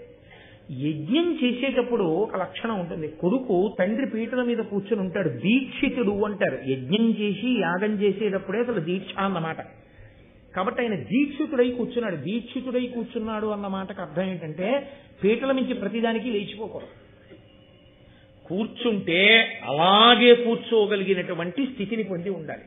కాబట్టి యాగదీక్షితుడు అంటే ఏ కారణానికి లేవకూడదు. కడుపున పుట్టిన కొడుకులే చచ్చిపోనివ్వండి. సగరుడు యజ్ఞం చేస్తుంటే 60,000 మంది సగరులు చచ్చిపోయారని వార్త వచ్చింది. ఆయన లేవలేదు. లేవకూడదా నువ్వు, ఉపద్రవాలు వస్తాయి, అలాగే కూర్చో అన్నారు. మరి మైలు రాదా అండి అని మీరు నన్ను అడగచ్చు. చేతికి కంకణం ఉంటుంది. ఆ కంకణం ఉన్నప్పుడు ఇంక ఇబ్బంది ఉండదు. ఆ కంకణ విసర్జనం చేసేంత వరకు మైల కూడా, ఆ శౌచ కూడా అంటుకోదు. కాబట్టి మళ్ళీ ఆయన అంశుమంతుడిని పంపించాడు, ఎక్కడుందో యాగాశ్వం చూసి పట్టుకురారా అని. కాబట్టి యాగదీక్షితుడు అన్న మాటకు అర్థం ఏమిటంటే ఆయన పీటల మీద కూర్చుని ఉంటాడు. ఆయన పీటల మీద కూర్చుని ఉన్నప్పుడు కార్యం బాగా జరగడం అంటే అర్థం ఏమిటి? ఆయన యందు ప్రేమ ఉన్నవారు ఆ కార్యమునందు సహకరించాలి. అప్పుడు ప్రేమ ఉన్నది అని నిఖార్స్ గుర్తు. అందుకే అమ్మాయి పెళ్లి చేస్తున్నాడు అనుకోండి, ఆయన అందరూ వచ్చేమంటారంటే మీకేం పర్వాలేదు, హాయిగా మీరు కన్యాదానం చేయండి, మేమందరం లేవు, మేమందరం చూసుకుంటా ఉంటారు. ఆ తండ్రి కన్యాదాత పీటల మీద కూర్చుని ఆ పిల్లతో గౌరీ తపస్సు చేయించి కన్యాదానం చేయించి ఇన్ని చేయిస్తుంటాడు. చేయించినప్పుడు ఈయన యందు ప్రేమ ఉన్నవారు మాత్రమే కార్యాన్నంతటినీ చక్కబెట్టవలసి ఉంటుంది. ఆయన పీటల మీద కూర్చుని పెళ్లి భోజనాలు చూసి వచ్చిన వాళ్ళకి ఆహ్వానము పలికి వెళ్లే వాళ్ళకి వీడ్కోలు పలికి ఆయన ఎక్కడ చేస్తాడండి? ఎలా కుదురుతుంది? కుదరదు. కాబట్టి ఇప్పుడు ఎవరు చేయాల్సి ఉంటుంది? మరి ఆయన శుభలేఖలు పంచిపెట్టి ఆయన పీటల మీద కూర్చుంటే ఆయన అన్న మాట నిజమయ్యేటట్టు చెయ్యడం రెండింటి వలన చేస్తారు. దేని వలన? ప్రేమతో. అక్కడ ఒకవేళ జరగవలసిన మర్యాద జరగకపోయినా ప్రేమ ఉంది కాబట్టి సహించి ఊరుకుంటారు. 2, ఆయన అన్నమాట నిజమవ్వాలి. ఆయన శుభలేఖలు ఇచ్చి పిలుచుకున్నాడు. ఆయన పిలుచుకున్నాడు కాబట్టి ఆయన మర్యాద నిలబడ్డము అంటే ఆయన దేనికి వాళ్ళందరినీ పిలిచాడో అది అక్కడ జరిగేటట్టు చూడాలి. ఆయన అందరినీ భోజనం చేయండి అని పిలిచాడు. అందరికీ భోజనాలు ప్రేమతో ఆయన అంతేవాసులు పెట్టాలి. వెళ్ళి వాళ్ళందరూ వడ్డించాలి. ఎలా వడ్డించాలంటే ఆయనకి పేరు రావడం కోసం, ఆయన మర్యాద నిలబడడం కోసం. అంతేగాని వెళ్ళే కన్యాదానం చేసుకున్నాడు ఏంటంటే చేయగలిగినంత సేపు చేస్తాం, ఏదో ఎన్ఎస్ఎస్ వాలంటీర్లో 1 గంట చేసి పోతాం, కానీ 7 లోపల తిట్టే తినండి, అదే పొండి మేము పోతున్నాం పీటల దగ్గర కన్యాదానం చూడడానికి అంటారేంటి? అవసరమైతే ఆయన పెళ్లి చూడటం మానేస్తాడు. అక్కడే ఉండి ఆ పెళ్ళంతా భోజనాలన్నీ అయ్యే వరకు దేవుడా అని అక్కడ చేస్తాడు. ఎందుకు చేస్తున్నాడు ఆయన? అది ప్రేమకి గుర్తు. నేను నా కూతురు వివాహం చేసినప్పుడు చాలా మంది పెళ్లి మంటపం దగ్గరికి రానేలేదు. మహానుభావులు పేర్లు నేను చెప్పక్కర్లేదు, నేను ఆజన్మాంతం వాళ్ళకి రుణపడిపోయి ఉంటాను. వాళ్ళు నా మర్యాదని కాపాడడం కోసం నేను పీటల మీద కూర్చుంటే, నేను గౌరీ తపస్సు చేస్తుంటే వాళ్ళు సర్వమై వాళ్ళు నిర్వహణ చేశారు. అది ప్రేమ అన్న మాటకు అర్థం తప్ప అప్పుడు ఏ ఆభిజాత్యముల చేత కాళ్ళలో కర్ర పెట్టకూడదు. ప్రేమ అన్న మాటకు అర్థం ఏంటి? అంత గొప్ప పని జరుగుతోంది కాబట్టి నువ్వు సర్దుకోవడమే తప్ప ఎవరు ఏ కారణానికి అడ్డు పెట్టకూడదు. అది పవిత్రత. అందుకే పీటల మీద కూర్చున్న వాడికి మిగిలిన వాళ్ళు చేయవలసింది ఏమిటంటే సహాయం ఒక్కటే తప్ప అప్పుడు ఏ విధమైనటువంటి ఆభిజాత్యములకు పోరు. ఈ ధర్మ సూక్ష్మం చూడండి. బ్రహ్మపుత్రులు వాలకిల్యులు మహానుభావులు, వాళ్ళు అపారమైనటువంటి తేజోవిరాజితులు, ఆజన్మ బ్రహ్మచారులు, ఊర్ధ్వరేతస్థులు, మహాతపస్సులు అయినా కూడా అంగుష్టమాత్ర శరీరం ఉన్నవారు. అయినా కశ్యప ప్రజాపతి యజ్ఞం చేస్తున్నాడు, మనం చేసే సాయం మనం చెయ్యాలి. అందుకని వాళ్ళు కాసిన పువ్వులు కోసి, దర్భలు కోసి, మోదుగ పుల్లలు కోసి అవి అగ్నిహోత్రంలో వేస్తారు. ఈ పుల్లల కట్టలు ఇంతున్నవాడు ఎన్ని పుల్లల కట్ట ఎత్తుకోగలడండి? ఇంతంత పుల్లలు 3 పుల్లలో 4 పుల్లలో మూట కట్టి ఇంత చిన్న తలకాయ మీద ఎట్టుకుని ఇంత చిట్టి చేతులతో పట్టుకుని అంటూ వస్తున్నాడు. ఆయన తపస్సు చేసుకునేవాడు. ఆయన పాపం ఏం మూట ఎత్తుకుంటాడు? అయినా ఎత్తుకున్నాడు. ఆయన కర్మకి ఎత్తుకున్నాడా? ధర్మానికి ఎత్తుకున్నాడు. నువ్వేం చేయగలవు కాదు, ఎంత చేస్తున్నావు అన్నదే ప్రధానం. పీటల మీద కూర్చున్నవాడికి అది ప్రేమకి నిదర్శనం. అప్పుడు ఎంచినవాడు ప్రేమ ఉన్నవాడనడానికి ఆస్కారం ఉండదు శాస్త్రంలో. కాబట్టి వాళ్ళు ఆ మూట పట్టుకుని వెడుతున్నారు వాలకిల్యులు. ఇంద్రుడు పెద్ద దర్భల కట్ట, పెద్ద సమిధల కట్ట భుజాల మీద తల మీద పెట్టుకుని తాను ఎడుతున్నాడు. తాను ఎందుకు చేయాలి? ధర్మానికే చేయాలి. తండ్రి గారు చేస్తున్న యజ్ఞం కొడుకు చేయకపోతే ఎవడు చేస్తాడు? నా కూతురు పెళ్ళవుతుంటే నా కొడుకు చెయ్యాలి. అంతే. ఎందుకు చెయ్యాలంటే నాన్నగారండి నేను చూడద్దు ఏంటండి, నాన్నగారండి పెళ్ళి అంటే అవసరమైతే మానేసి చెయ్యాలి. నువ్వు చూడవటం ప్రధానమా, తండ్రి గౌరవం ప్రధానమా అంటే తండ్రి గౌరవమే ప్రధానం. అంతే, తప్పదు. గురువు గారు అమ్మాయి పెళ్లి చూడటం ప్రధానమా, గురువు గారి గౌరవం ప్రధానమా? గురువు గారి గౌరవమే ప్రధానం. గురువుగారు అమ్మాయి కన్యాదానం నువ్వు చూడకపోయినా పర్వాలేదు. అంటే నా విషయంలో చెప్పట్లేదు ఈ విషయం, ఎప్పుడైనా ఎక్కడైనా అంతే. అది గురువుగారే అయి ఉండక్కర్లేదు. పీటల మీద కూర్చున్నవాడు ప్రశాంతంగా కార్యం చెయ్యడానికి దక్షత అవసరమైతే వెళ్ళిన వాడు నడుము కట్టి చెయ్యాలంటే అదే పెళ్లికి వెళ్ళడం అంటే. తప్పించి మాకెందుకండి మేమెందుకు వెళ్తామని అనకూడదు. అసలు ధర్మం తెలియని వాడు పెళ్లికి వచ్చాడని గుర్తు. కాబట్టి వాళ్ళు పట్టుకెడుతున్నారు, ఇంద్రుడు పట్టుకెడుతున్నాడు. ఇప్పుడు ఇంద్రుడు ఏం చేయాలి? అయ్యా ఇంతటి తపస్సులు ఎంత ధర్మానికి కట్టుబడ్డారు. తెలిసి ఉండడం కాదు, మేం తెచ్చింది ఏం సరిపోతుందండి అగ్నిహోత్రంలోకి వాళ్ళు అక్కడ కూర్చోవచ్చు. కాదు, ఒక చిన్న మోదుగు పుల్లే కావచ్చు, ఇంత దర్భ కావచ్చు, మా వంతు సాయం మాది అని పట్టుకొస్తున్నారని చూసి మురిసిపోవాలి. మురిసిపోలేదు. కుసంస్కారములు ఎక్కడుంటాయో మీరు ఆలోచించాలి. ఇవి ప్రధానంగా ఎక్కడ బయటకు వస్తాయంటే మన ఇంట్లో శుభకార్యం చేసేటప్పుడే బయటకు వస్తాయి ఇవన్నీ. ఎవడైనా శుభకార్యం తలపెట్టాడు అనుకోండి, వెళ్ళిన వాడికి ముందు ఏది వెతుకుతాడంటే వాడికి మనం ఏ రకంగా పేరెట్టచ్చు, ఏ రకంగా వాడిని ఇబ్బంది పెట్టచ్చు. వీడికి సమస్తము తెలిసినట్టు వాడికి వంక పెట్టేవాడే కానీ నిజంగా వాడిని ప్రేమతో అనువర్తించి నిలబడేటటువంటి వాళ్ళు చాలా తక్కువ మంది ఉంటారు. ఆ విషయంలో నేను చాలా భాగ్యవంతుణ్ణి. నా కూతురు వివాహం చేసినప్పుడు ఎంత గొప్పగా నిలబడ్డారు అందరూ. కాబట్టి అది తెలిసి ఉంటుంది. అది తెలిసి ధర్మం కోసం మహానుభావులు పట్టుకొస్తున్నారు.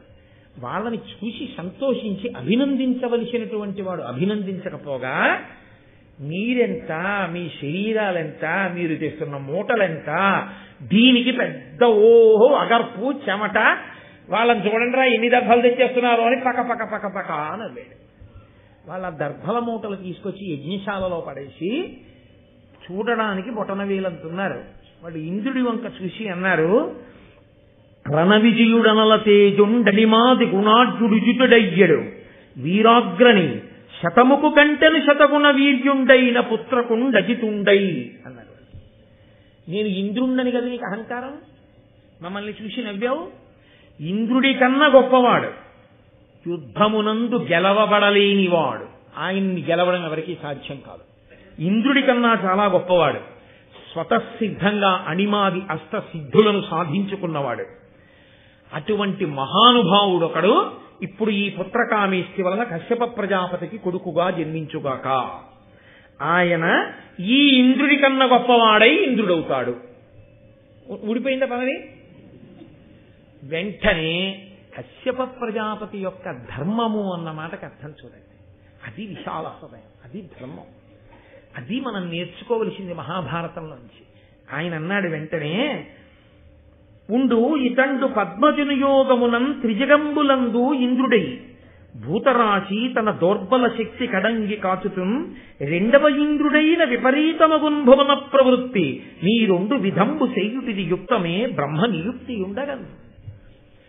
ఈ ఇంద్రుడు తన భుజబల శక్తితో లోకాలలో ఉండే ప్రాణులన్నింటినీ కాపాడుతున్నాడు. ఇతను ఇంద్రుడు అని పరమేశ్వరి మహానుభావుడు చతుర్ముఖ బ్రహ్మగారు నిర్ణయం చేశారు.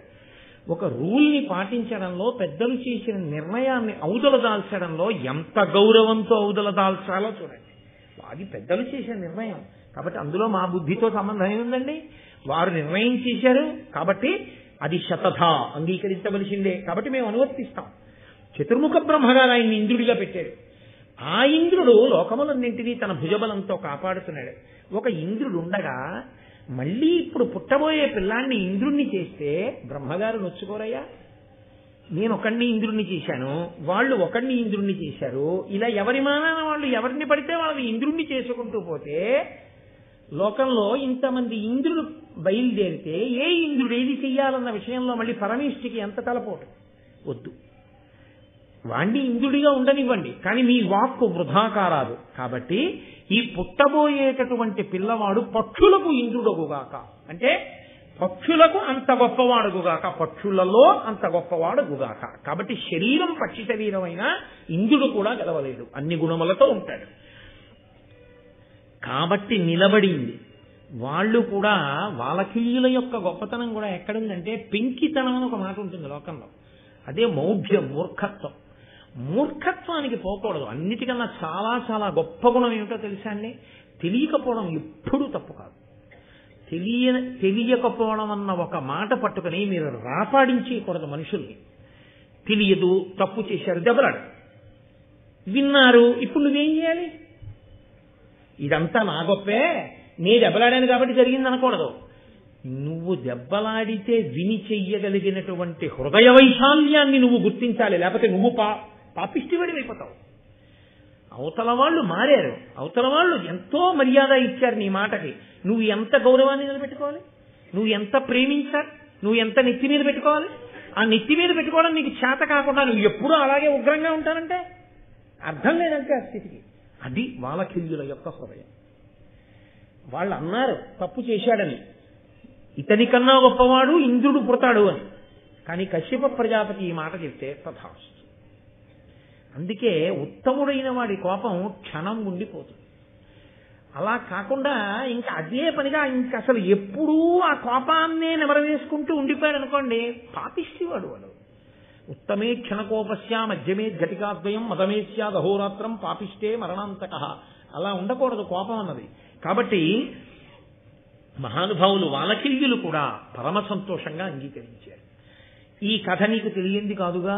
ఎవరు చెప్తున్నారు? బృహస్పతి చెప్తున్నారు ఇంద్రుడితోటి. నీకు తెలియంది కాదుగా. వాలకిల్యుల అనుగ్రహంతో పుట్టినవాడు, అంత ప్రతాపవంతుడై, అంతటి గమన వేగము కలిగిన వాడై, కామరూపుడై ఆయన బయలుదేరి వస్తున్నాడు అమృతాపహరణమునకు. నువ్వేం ఆపుతావయా? నువ్వు ఆపలేవు అని బృహస్పతి చెప్పవలసిన మాట చెప్పారు. కానీ తన కర్తవ్యమో నో మాట ఉంటుంది కదా. అంతమందికి మాట ఇచ్చి అమృతాన్ని తన దగ్గర దాచినప్పుడు నేను దాస్తాను అన్నవాడు బలం ఉన్నా లేకపోయినా ఇప్పుడు యుద్ధం చేసి అమృతాన్ని రక్షించడానికి కావలసిన ప్రయత్నం చేయవలసిందే. పురుష ప్రయత్నము అని ఒక మాట. ఉద్యోగం పురుష లక్షణం. ఇది ఎక్కడదో తెలుసా అండి? మహాభారతంలోదే. ఉద్యోగం పురుష లక్షణం అంటే ఎవరి దగ్గరికో వెళ్ళి ఆయన యజమానిగా స్వీకరించి 4 రూపాయలు తెచ్చుకోమని కాదు. ఉద్యోగం పురుష లక్షణం అంటే ప్రయత్నం పురుష లక్షణం. ఉద్యోగం అంటే ప్రయత్నం. తను ప్రయత్నం చెయ్యాలి. ఏ ప్రయత్నము చేయకుండా గాలి వదిలేసి కూర్చోకూడదు. అవే జరుగుతాయి లేని. ప్రయత్నం చేస్తూ ఉండడం పురుషుని యొక్క లక్షణం.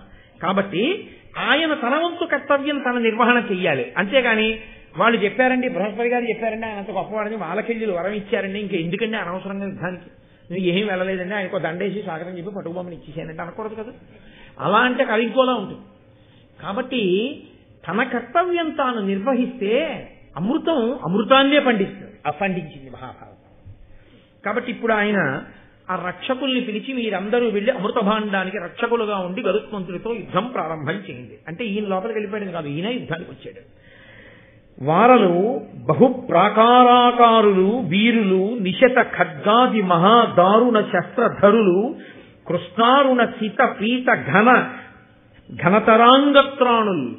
ఆ వచ్చినటువంటి అమృత భాండాన్ని రక్షణ చేసేటటువంటి వాళ్ళు సామాన్యమైన వాళ్ళు కారు, గొప్ప బాహుపరాక్రమం కలిగినటువంటి వారు, చాలా వాడి అయినటువంటి ఖడ్గాది ఆయుధములను పట్టుకున్నటువంటి వాళ్ళు తెల్లని నల్లని పచ్చని ఎర్రని మెరిసిపోతున్నటువంటి కవచములను కట్టుకుని ఉన్నారు.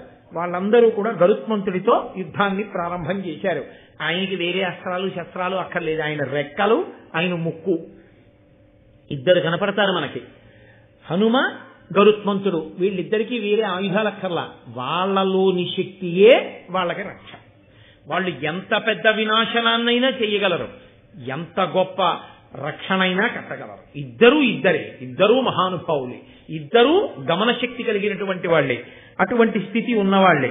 కాబట్టి ఇప్పుడు ఆ అమృతాన్ని రక్షించే వారితో యుద్ధం ప్రారంభమైంది. వితతోల్కాశని పుంజమొక్కయనగా విన్వీధి విక్షిప్త పక్షతి వాతాహతి తూల శకలాకారంబులై వారిద ప్రతతుల్ సాల్పడి నల్గడంచెదరగా బారెన్ మనోవేగుడై పతగేంద్రుండమృతాంతికంబునకు తత్పాలుర్భయం బంతగం. ఆ గరుత్మంతుడు ఆ రెక్కలని అల్లారుస్తూ ఆ స్వర్గలోకంలో ఒక్కసారి విహరించి వాళ్ళని తన రెక్కల చేత కొట్టి ముక్కుతో వాళ్ళని పొడుస్తుంటే అక్కడ పిడుగులు ఒక్కసారి కొన్ని వేల పిడుగులు పడుతున్నటువంటి గాలి వస్తే ఎలా ఉంటుందో అటువంటి పరిస్థితి ఏర్పడింది. పెద్ద గాలికి దూది పింజల వంటి మేఘములు ఎలా కొట్టబడతాయో అలా ఆ కాపు కాస్తున్నటువంటి వీరునందరినీ చెదరగొట్టి పక్షతుండాగ్ర నఖక్షత దేహులై బోరన నవరక్త ధారలుక విహగేంద్రునకు నోడి నిహతులై సురవరుల్ సురరాజు మరుపు సొచ్చిరి కలంగి సాధ్యులనాయాస సాధ్యులై పారిరి పూర్వాభిముఖులై గర్వముడిగి వసువులు రుద్రులు వసుహీన విప్రుల క్రియ దక్షిణాశ్రితులయిరి భీతినంది అపరదిక్కు పొంది రాదిత్యులు ఆశ్వినులు ఉత్తరమున కొరగి బరచి అనల వరుణ పవన ధనద యమాసురుల్ వీక దరింగి కందిశీకులైరి.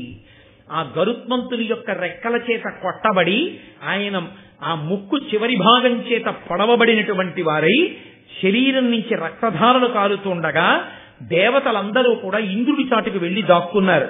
సాధ్యులందరూ కూడా ఆ యుద్ధ భూమిని విడిచిపెట్టి తూర్పు దిక్కుకు పారిపోయారంటే 4 దిక్కులకి చెల్లాచెదరైపోయారంటారు చూసారా, అలా సాధ్యులు పూర్వ దిక్కుకు పారిపోయారు.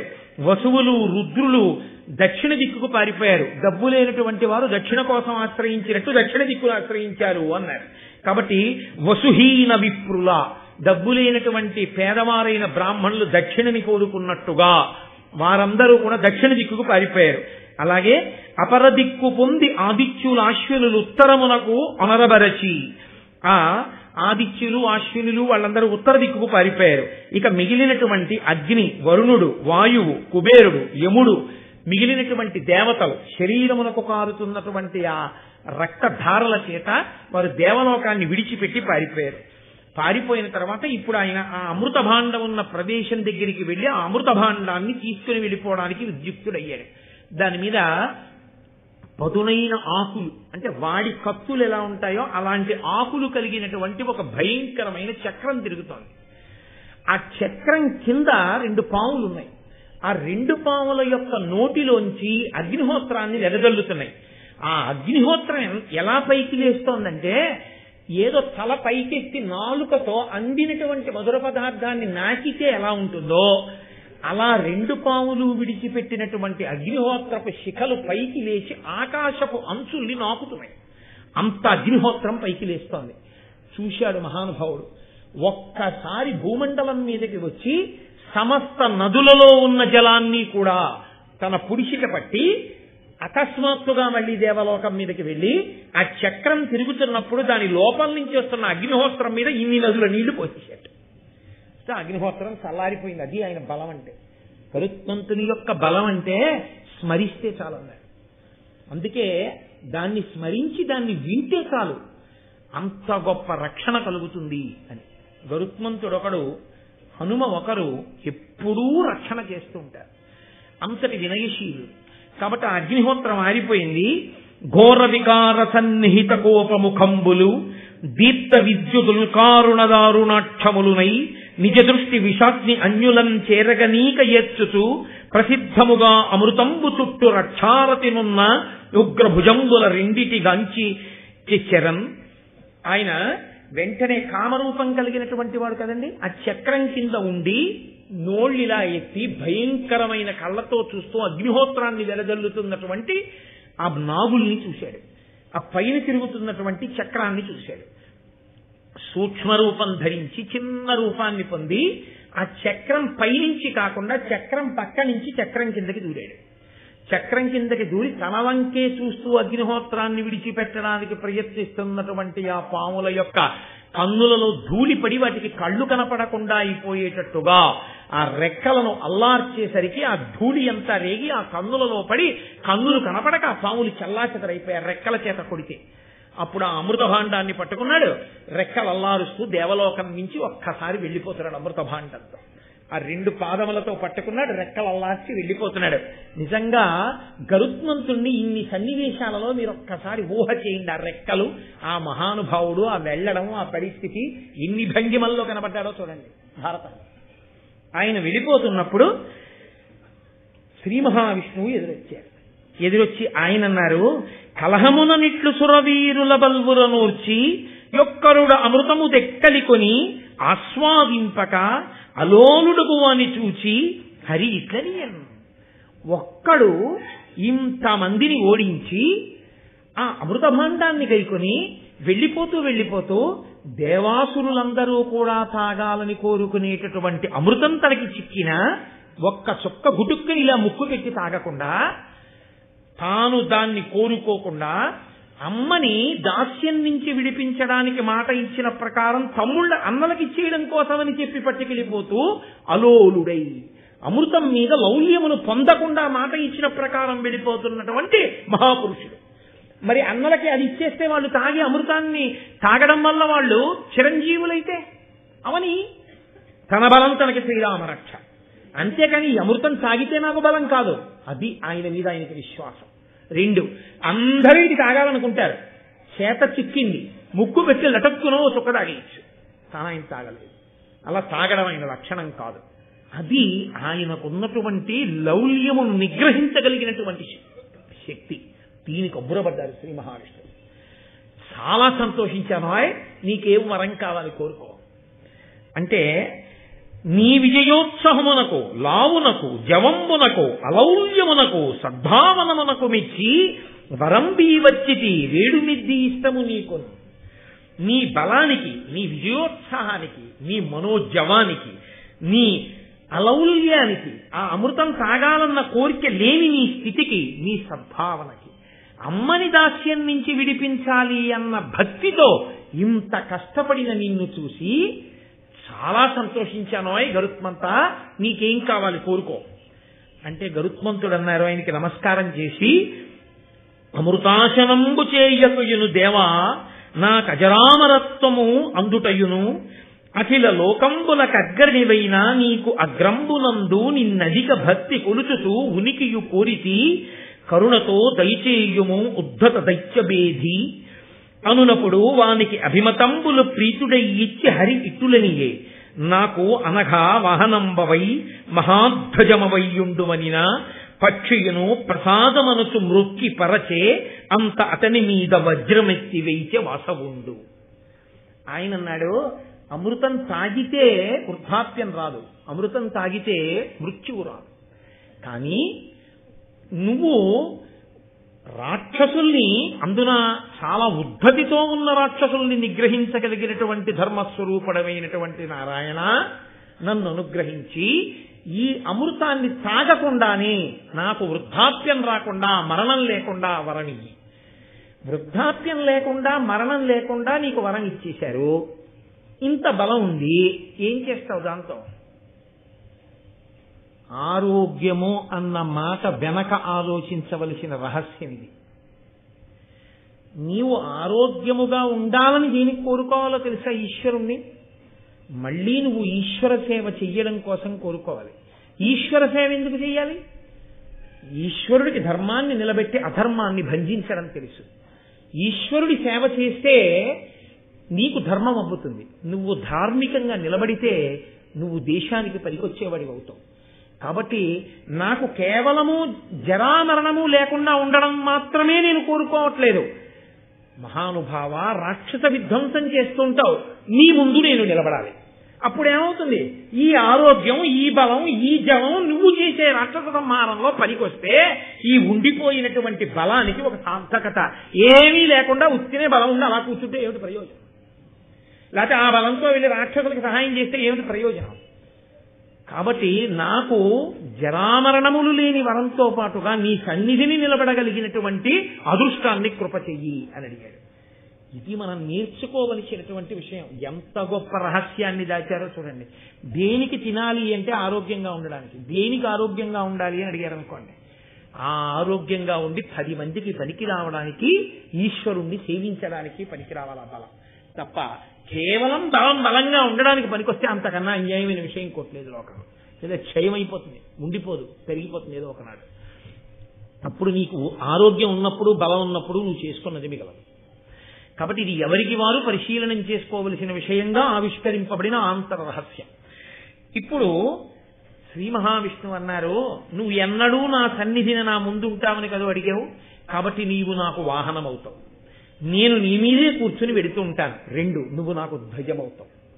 నా ధ్వజముగా, నా వాహనముగా, 2గా ఉండి నన్ను సేవించగలిగినటువంటి భాగ్యాన్ని నీకు ఇస్తున్నాను. వెంటనే మహానుభావుడు ఎంతో సంతోషించి నమస్కరించాడు. ఎప్పుడైనా సంతోషించి ఆనందించవలసిందంటూ జీవితంలో దొరికితే ఈశ్వరుడి ముంగిట నిలబడగలగడం, ఈశ్వరుణ్ణి సేవించడం, ఈశ్వరుడికి ఏదైనా సేవ చేశాను అని చెప్పుకోగలగడం, 10 మందికి పనికొచ్చేటట్టు బతకగలగడం. ఇవి చేసిన నాడు నీ ఆరోగ్యం, నీ బలం, నీ తెలివి, నీ మాట, ధన్యత, ఇందులో ఏదైనా నీ స్వార్థానికే నువ్వు వాడుకున్న నాడు అందులో నువ్వు సంతోషించడానికి నిన్ను ఆదర్శంగా తీసుకోవడానికి అంతకన్నా లేదు. నీ కడుపు కోసం, నీ స్వార్థం కోసం నువ్వు వీటిని వాడుకున్నావు కాదు. వీటిని త్యాగమయుడవై సమాజానికి అందించు. నువ్వు అందరికీ ఆదర్శ పురుషుడవై నిలబడిపోతావు. ఆదర్శ పురుషుడిగా నిలబడి ఎలా బతకాలో గరుత్మంతుడు ఈశ్వరుడి ముందు నిలబడి మనకి చూపిస్తూ ఉంటాడు. గరుత్మంత దర్శనం చేస్తే కానీ లోపలికి వెళ్ళంగా దర్శనానికి, ఆయన్ని చూడగానే మనకి ఆయనలా నిలబడాలన్న కోరికే లోపల పొటమరిస్తే ఆనాడు జన్మధన్యం. తప్ప కేవలం గరుత్మంతుడికి నమస్కారం చేసి వెళ్ళడానికి గరుత్మంతుడికి నమస్కారం చేయడం అభ్యున్నతి హేతువు అని నేను అనుకోవట్లేదు. బహుశः గరుత్మంతుడు ఆ బుద్ధి తర్వాతి కాలంలో కల్పిస్తాడేమో, కల్పించి రక్షిస్తాడని చెప్పవలసి ఉంటుంది తప్ప ఏ ప్రయోజనం ఉండదా నమస్కారానికని సిద్ధాంతీకరించకూడదు. కాబట్టి ఇప్పుడు ఆ గరుత్మంతుడు కోరుకున్నటువంటి వరాన్ని ఇచ్చారు. కానీ ఇంద్రుడు మాత్రం తన కర్తవ్య నిర్వహణ తాను చేయాలి కదండి. అందుకని తనని అక్కడ ఉన్న రక్షకులు ఓడిపోయారు, అమృత భాండాన్ని తీసుకుపోతున్నాడు. అందుకని వజ్రాయుధాన్ని ప్రయోగించాడు. ఇప్పుడు ఆ వజ్రాయుధపు అంచులు మెరిసిపోతూ అది గరుత్మంతుడికి దగ్గరగా వెళ్ళింది. గరుత్మంతుడు ఒక నవ్వు నవ్వి అన్నాడు, నువ్వు వచ్చావు మంచిదే, పాపం ఇంద్రుడు విడిచిపెట్టాడు, నీ బలం ఇతరుల మీద చూపించు. నా దగ్గరికి వచ్చి నన్ను కొడితే నీకేం వస్తుంది? నువ్వేమీ చెయ్యలేవు. కానీ నువ్వు ఏమీ చెయ్యలేకపోయావనుకో నీకు కాదు అవమానం. ఎవరికి అవమానమో తెలుసా? నిన్ను దేంతో తయారు చేశారు? దధీచి మహర్షి యొక్క ఎముకలతో తయారు చేశారు. దధీచి మహర్షి యొక్క ఎముకలు దేంతో తయారు చేయబడ్డాయి? బ్రహ్మజ్ఞానాన్ని అంతటినీ ఆయన ఎముకలలో దాచుకున్నాడు. అంత గొప్ప స్థితి పొందిన ఎముకలు కాబట్టి ఆ ఎముకలతో వజ్రాయుధాన్ని తయారు చేశారు. ఇప్పుడు వచ్చిన వజ్రాయుధం ఏమీ చెయ్యలేకపోతే ఈ అవమానం ఎవరికి వెడుతుంది? దధీచి మహర్షి యొక్క ఎముకకి వెడుతుంది. అటువంటి మహానుభావుడు అవమానింపబడ్డం నాకు ఇష్టం ఉండదు. అందుకని ఒక పని చేయి, ఒక ఈక ముక్కని తింపి వెళ్ళిపో, అంతకన్నా నువ్వేం చేయలేవని. ఇప్పుడు ఆ వజ్రాయుధం ఆయన మాట మన్నించి ఒక ఈక ముక్కని కోసి వెళ్ళిపోతే అక్కడ ఉన్న ఋషులు, దేవతలు అందరూ అన్నారు, అమ్మ బాబోయ్, ఆ రెక్కలేమి, ఆ ఈకలేమి, ఆ బలమేమి, లోకంలో అన్నిటికన్నా తేలిగ్గా తీసి పారేసేటప్పుడు ఏమంటారంటే వెంట్రుక ముక్క అంటారు. గరుత్మంతుడి వెంట్రుక ముక్క ఆయన అనుగ్రహిస్తే వజ్రాయుధం చెప్పింది. ఏమి బలం రా, ఏమి ఈకలరా, ఏమి రెక్కలరా, కాబట్టి ఈయన్ని మేము సుపర్ణుడు అని కీర్తిస్తున్నాం అన్నారు. అప్పుడు గరుత్మంతుడికి సుపర్ణుడు అని బిరుదునామం వచ్చింది. ఆ వజ్రాయుధం వెనక్కి వెళ్ళిపోయి ఆయన వెళ్ళిపోతున్నాడు అమృతభాండంతో. ఇంద్రుడు పరుగున వచ్చాడు.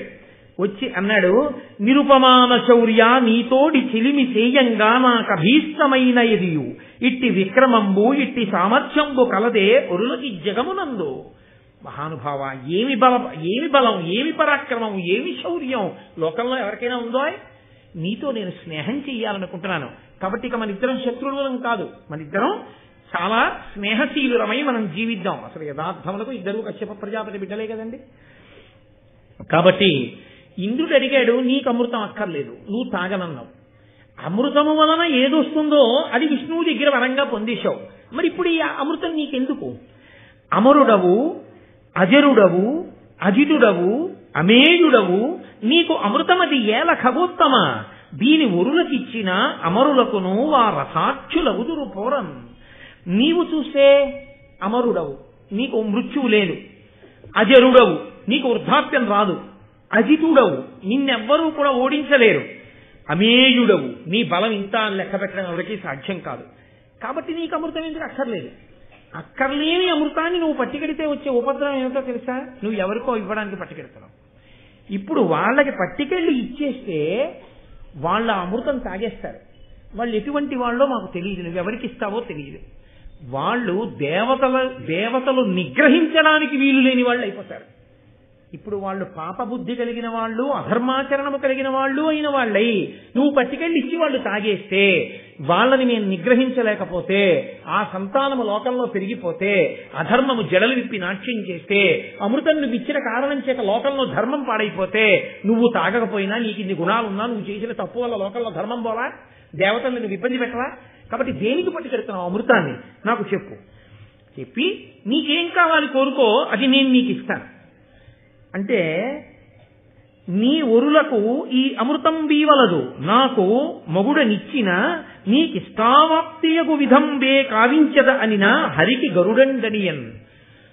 నీకు కావలసినదేదో నువ్వు అడుగు, ఆ వరం నీకు నేను తీర్చేస్తాను, నేను చేసి పెడతాను. కానీ ఈ అమృత భాండం మాత్రం ఇవ్వకు. ఎవరికి పట్టుకెళ్ళిద్దాం అనుకుంటున్నావో వాళ్ళకి ఇవ్వకు, ఇబ్బంది వస్తుంది అంటే.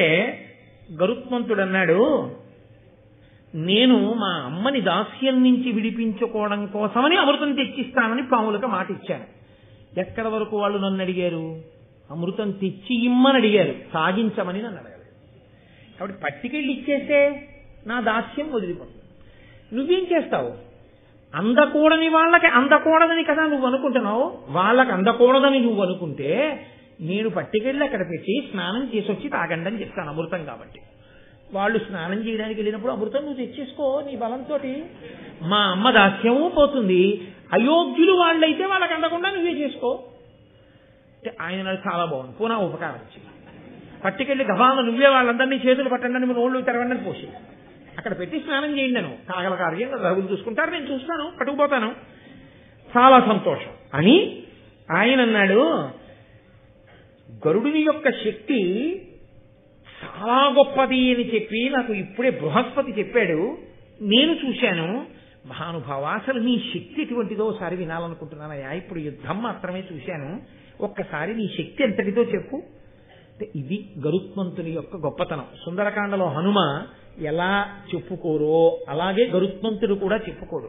ఆయన అన్నాడు, పరనిందయు ఆత్మగుణోత్కర పరికీర్తనము చేయగా ఉచితమే సత్పురుషులకు అయినను నీకచ్చెరువుగా నా కల తెరంగు చెప్పేద ప్రీతి. లోకంలో ఎక్కడైనా తన్ని తాను పొగుడుకోవడం, ఇతరుల్ని నింద చేయడం, ఈ రెండు చెయ్యొచ్చయా? రెండు చంపడం చావడంతో సమానం. కాబట్టి అలా నా బలం ఇంత గొప్పదని నేను ఎలా చెప్పుకుంటాను? చెప్పుకోకూడదు. కానీ పెద్దవాడివి, దేవలోకాధిపతివి, నువ్వు అడిగిన తరువాత చెప్పాలి. నా బలాన్ని వినయంతో చెప్తున్నాను తప్ప అతిశయంతో చెప్తున్న వాడిని మాత్రం కాదు. నువ్వు అడిగావని చెప్తున్నానంటే విను, చెప్తాను.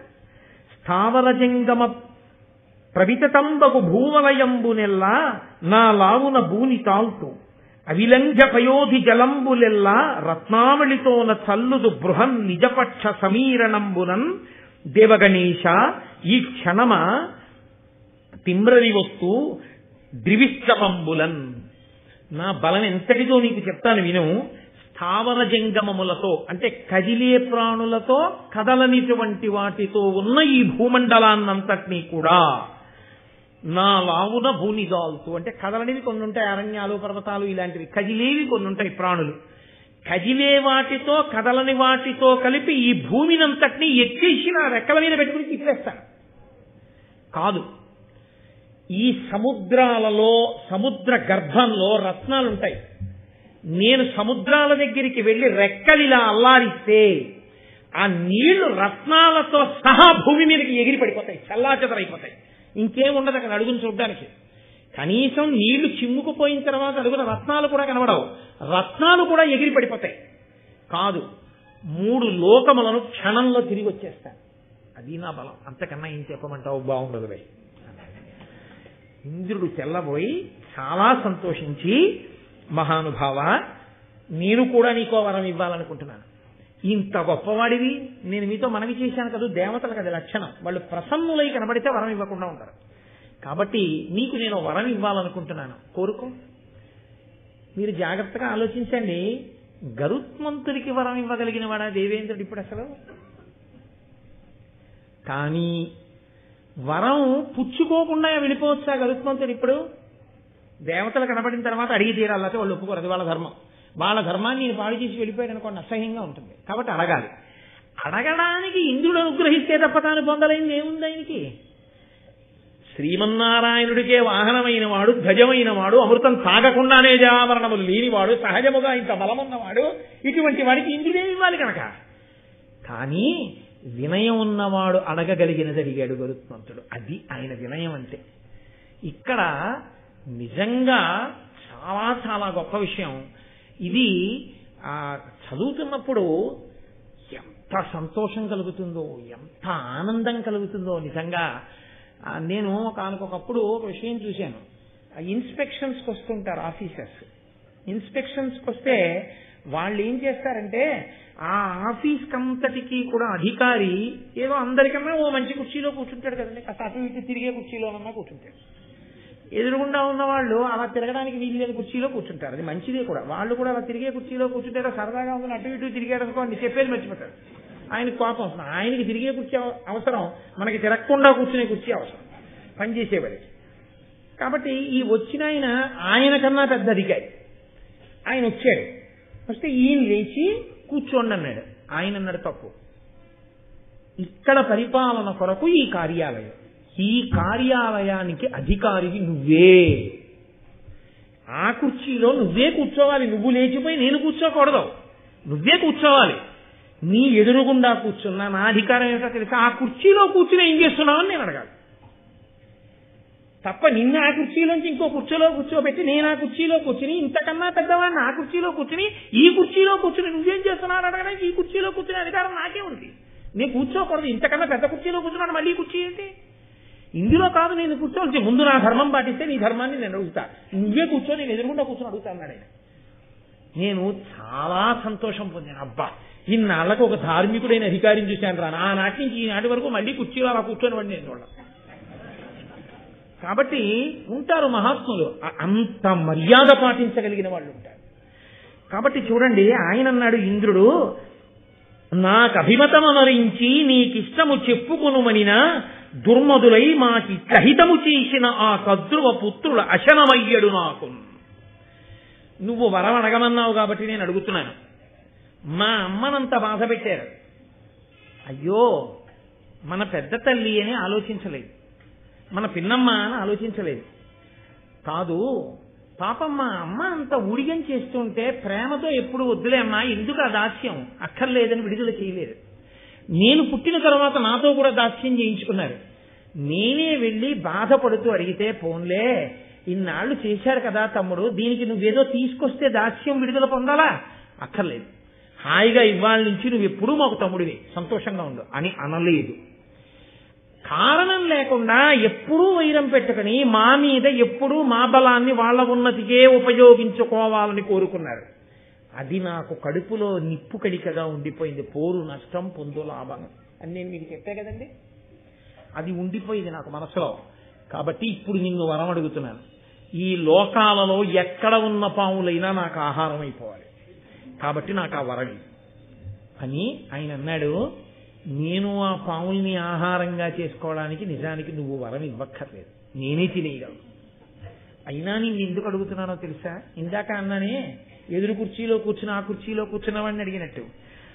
భవదభిరక్షములకు నీ భువనంబులయందు సర్పములు త్రిమ్మరుటన్ దివిజాధిపా నీ కిరిగింకింపవలసే నీ ఆజ్ఞ నాకు పడయగవలసెను.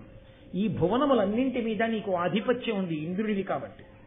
పాములు అక్కడ తిరుగుతూ ఉంటాయి, నేను వెళ్ళి తింటాను. అప్పుడు అవి నిన్ను ప్రార్థిస్తే నువ్వు వచ్చి నా పరిపాలనలో ఉన్నవి అవి నన్ను ప్రార్థించే, నువ్వు అలా తినేయచ్చా అనో మాట అనొచ్చు. నీ పరిపాలనలో ఉన్నదాన్ని నేను తినేసే ముందు నీ అనుమతి అడిగితే గౌరవంగా ఉంటుంది, అందుకు అడిగేవాళ్ళం.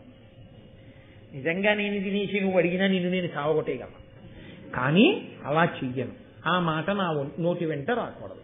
ఎక్కడి మర్యాద అక్కడే. కాబట్టి వరం రూపంలో నీ అనుమతి పుచ్చుకుంటే నువ్వు జోక్యం చేసుకో. అప్పుడు నేను వరం ఇచ్చానయ్యా నువ్వు తప్పుకోవచ్చు. నువ్వు నా మీదకి యుద్ధానికి రావక్కర్లేదు, నిన్ను నేను ఓడించక్కర్లేదు. 10 మాటలు ఇంద్రుణ్ణి ఓడించచ్చు. కానీ నాకన్నా ముందు పుట్టినవాడివి, దేవలోకాధిపతివి, నిన్ను అస్తమానం అగౌరవం చేసి నాకేం గౌరవం అయ్యా? పెద్ద స్థానంలో ఉన్నవాడిని గౌరవించాలి, కానీ ఆయన్ని అగౌరవపరచడం నాకు గౌరవమా? కాబట్టి వద్దు. కాబట్టి అనుమతి నిన్ను ఎందుకు అడిగానో తెలుసా? భవిష్యత్తులో 10 మాటలు నేను నీ జోలికి వచ్చానన్న అపనింద నాకు ఉండకూడదు. అనుమతి అడిగి తినేశాననుకో కూడా ఉండదు. బలం లేక కాదయ్యో, అంతర్లేని. నిజంగా వినయానికి పెద్ద మనసులు ఎంత పొంగిపోతాయండి, పెద్ద హృదయాలు ఎంత ఆనందపడిపోతాయి. కాబట్టి ఇంద్రుడు అన్నాడు, చాలా సంతోషం, తప్పకుండా తినేసి నీకు ఆహారంగా ఇచ్చేస్తున్నాను. ఇప్పుడు ఆయన అమృత భాండాన్ని తీసుకొచ్చి అక్కడ ఒక పెద్ద దర్భలతో చేయబడినటువంటి ఒక వీధి, ఒక చిన్న పరుపు లాంటిది ఒకటి ఉంది. అక్కడ అన్ని దర్భలతోటే తయారు చేయబడి ఉందో చాప లాంటిది. దాని మీద ఆ అమృత భాండాన్ని పెట్టాడు. పావులన్నీ గబగబా సంతోషంగా వచ్చేసి తాగేస్తాం అన్నాయి.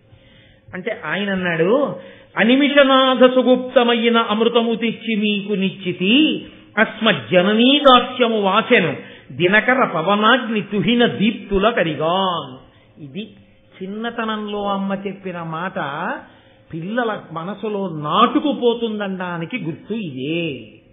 అమ్మ వెళ్ళేటప్పుడు ఏం చెప్పింది? నిన్ను చంద్రుడు రక్షిస్తాడు, నీ శరీరాన్నంతటినీ సూర్యుడు రక్షిస్తాడు, అగ్ని రక్షిస్తాడు, వాయువు రక్షిస్తాడంది. అమ్మ అన్న మాటే నన్ను రక్షించింది. అమ్మ అంది కాబట్టి వాళ్ళందరూ రక్షించడం అంటే వాళ్ళు నా చేతిలో ఓడిపోయినట్టు వెళ్ళిపోయారు, అడ్డు రాకుండా. అది మా అమ్మ మాటకి గుర్తు. మా అమ్మ ఏ మాట అందో మా అమ్మ మాటే సాక్ష్యం. కాబట్టి వాళ్ళు నన్ను రక్షించారు, కాబట్టి వాళ్ళు ఎప్పుడూ రక్షకులుగా నిలబడతారు. వెంటనే ఆయన ఏమన్నాడో తెలుసా అండి? అమ్మ మాట పిల్లలకి ఎంత తలకెక్కుతుందనడానికి మహాభారతంలో పద్యం సాక్ష్యం. ఆయన అన్నాడు, ఆ నలుగురినే సాక్షులుగా పెట్టాడు. చంద్రుడు, సూర్యుడు, అగ్ని, వాయువు సాక్షులుగా చెప్తున్నాను. ఇంద్రుడి చేత రక్షింపబడే అమృతాన్ని ఇమ్మని మీరు అడిగారు, నేను పట్టుకొచ్చి మీకు ఇచ్చాను. అయిపోయింది నా కర్తవ్యం. కాబట్టి ఇప్పుడు మా దాస్యం వదిలిపోయిందా లేదా? వదిలిపోయింది. కాబట్టి ఇప్పుడు నేను మా అమ్మ మీకు దాసులం కారు. ఈ అమృతాన్ని మీరు అలా ఎలా పడితే అలా వచ్చి తాగేయకూడదు. స్నానం చేసి చక్కగా ఆభరణములు పెట్టుకుని వచ్చి తాగేసేది. అలాగే తాగేస్తాం తమ్ముడు, చాలా సంతోషం, మీకు అదృష్టం ఉంటే చేసుకోండి అని మనసులో అనుకుని ఆయన వెంటనే తన మూపున అమ్మని కూర్చోబెట్టుకుని, అమ్మా నీ దాస్యం అయిపోయింది అన్నాడు. ఎంత సంతోషపడిపోయిందో తల్లి. ఆ తతపక్షమారుత అని కదా ఆ రెక్కలు అల్లారుస్తూ అమ్మని ఎక్కించుకుని వెళ్ళిపోయాడు. వీళ్ళు గబగబా స్నానం చేద్దామని సముద్రం దగ్గరికి వెళ్ళారు. వెళ్ళి ఆ జలాశయం దగ్గరికి వెళ్ళి స్నానం చేసి వస్తున్నారు. వెళ్ళిపోతూ గరుత్మంతుడు ఇతరులకు కనపడకుండా తనకి మాత్రం కనపడేటట్టుగా నిలబడిన ఇంద్రుడికి ఒక నమస్కారం చేసి సౌజ్ఞ చేశాడు. వాళ్ళకి చెప్పారు స్నానానికి వెడతారు, నేను వెడుతున్నాను, నీ పనులు చేశాను. వాళ్ళు స్నానానికి వెళ్ళారు. ఇంద్రుడు వచ్చి అమృత భాండాన్ని పట్టుకుని మళ్ళీ దేవలోకానికి పట్టుకెళ్ళిపోయి రక్షణలో పెట్టేశాడు. ఈయనంటే తేగలిగాడు, వాళ్ళు తెచ్చుకోగలరా? వాళ్ళు తెచ్చుకోలేరు. అక్కర్లేని పేరాశలకు పోవడం అంటే అదే. ఇప్పుడు వాళ్ళు స్నానం చేసి వచ్చేటప్పటికి అమృతభాండం అక్కడ లేదు. అమృతభాండం అక్కడ లేదు కాబట్టి కనీసం అమృతభాండాన్ని పెట్టిన ఈ దర్భలు నాకేద్దామన్నారు. ఆకులో పెట్టిన ప్రసాదం అంతా అయిపోయింది అనుకోండి, ఏమీ లేకపోతే అది చాలా గొప్ప ప్రసాదం అండి అని అనుకుంటే ఆకు తినేస్తాడు. ఎందుకంటే ప్రసాదం పెట్టిన ఆకు అది పవిత్రమే కాబట్టి ఆకు పడేయడం ఎందుకండి అని చెప్పి ఆకు తినేస్తాడు. పూర్వం ఎవరు అన్నది నేను చెప్తే బాగుండదు, సోత్కర్ష కింద ఉంటుంది. పరిసేచనం చేసి నైవేద్యం చేశాం కదా అని భోజనం చేసే ముందు ఆకులు కూడా లవంగ మొగ్గలతో కుట్టుకుని లేత తమలపాకుల విస్తట్లో భోజనం చేసి ఏదీ ఈశ్వర నివేదనం చేయబడినటువంటి పాత్రతో సహా విడిచిపెట్టకూడదని చిట్ట చివర తమలపాకులు లవంగ మొగ్గలతో కుట్టినటువంటి ఆ విస్తట్ని కూడా ఇలా మడత పెట్టేసి నోట్లో వేసుకుని వెళ్ళిపోయాడు ఒక మహానుభావుడు. అలా వాళ్ళు ఇది అమృతం పెట్టిన దర్భలు కదా అని నాకితే దర్భల యొక్క అంచులు చాలా సూదిగా పదునుగా ఉంటాయి. ఆ నాలుకలన్నీ చీరుకుపోయి 2 నాలుకలయ్యి. పాములన్నిటికీ బిజిహ్వులు అని పేరు వచ్చింది. 2 నాలుకలు పాములో ఉండడానికి కారణం అప్పటి నుంచి వచ్చింది. సంతానం కూడా అలాగే పుట్టుకొచ్చింది. కాబట్టి అలా పాములకి దక్కింది ఏమిటి అంటే 2 నాలుకలు అయిపోయాయి. గరుత్మంతుడికి దక్కింది ఏమిటి అంటే శ్రీ మహావిష్ణువుకి ధ్వజమై, శ్రీ మహావిష్ణువుకి వాహనమై, అమృతం తాగకుండా జరామరణములు లేనివాడై, మహానుభావుడై, లోకములకు ఎన్నో ధర్మములను నేర్పినవాడై, తల్లి దాస్యమును విడిపించినవాడై, ప్రయోజకుడై, తల్లిదండ్రుల యొక్క ఆనందములకు కారకుడై, దేవతల చేత కీర్తింపబడినవాడై, స్మరించినంత మాత్రం చేత, కథ విన్నంత మాత్రం చేత ఆయన అనుగ్రహంతో మననందరినీ కూడా రక్షించేటటువంటి స్వభావము కలిగిన మహాపురుషుడయ్యాడు. అందుకే ఎక్కడ గరుత్మంతుడి కథ చెప్తారో అక్కడ శ్రీ మహావిష్ణువు దేవతలు కూడా ప్రీతి చెందుతారట. ఇంతటి మహాపురుషుడి గురించి చెప్పుకున్నారు. కాబట్టి అటువంటి గరుత్మంతుని యొక్క కథ ఎక్కడ చెప్పబడుతోందో భరతాంతర్గతంగా ఎక్కడ కూర్చుని వింటున్నారో ఈ సౌపర్ణాఖ్యానము భాసురముగా వినిన పుణ్య పరులకు అధిక స్త్రీ సంపదులకు దురిత నిరాసంబగు వాయు ఉరగర క్షోభ భయముల్.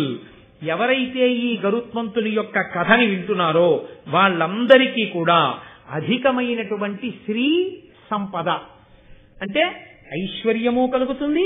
ఐశ్వర్యముతో పాటుగా 10 మందికి పనికొచ్చేటట్టుగా జీవించగలిగినటువంటి స్థితి, ఇతరుల యొక్క కష్టమును తమ యొక్క శక్తి చేత తొలగతోయగలిగినటువంటి మంచి బుద్ధి, ఎవరు వచ్చి నిలబడితే అమ్మయ్య ఈయనున్నాడు చాలని 10 మంది సంతోషిస్తారో అలా ప్రయోజకుడు కాగలిగినటువంటి వ్యవస్థ ఈ సౌపర్ణాఖ్యానమును ఎవరు వింటున్నారో, ఎవరు చదువుతున్నారో అటువంటి వాళ్ళందరికీ కూడా కలుగుతుంది అని మహానుభావుడు ఋషితుల్యుడైనటువంటి నన్నయ్య గారు తన నోటితో అని ఈ కథ విన్న వాళ్ళకి అంతేకాదు, ఈ కథని పరమభక్తితో విని చేతులు జోడించి నమస్కరించినటువంటి వారందరికీ పాపములన్నీ కూడా దగ్ధమైపోతాయి.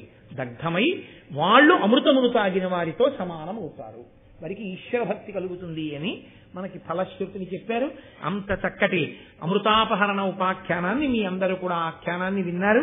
దీని తరువాత రేపటి రోజున ఇవన్నీ ఎందుకు బయలుదేరే, జనమేజయ సర్పయాగం గురించి చెప్పవలసి వస్తే ఇన్ని విషయాలు చెప్పవలసిన అవసరం వచ్చింది. ఎందుకు పడ్డాయా పావులసలు, పావులు సర్పయాగంలో ఎందుకు పడిపోవలసి వచ్చింది అంటే ఇగో ఈ కథ అంతా చెప్పుకొస్తున్నాడు సౌతి.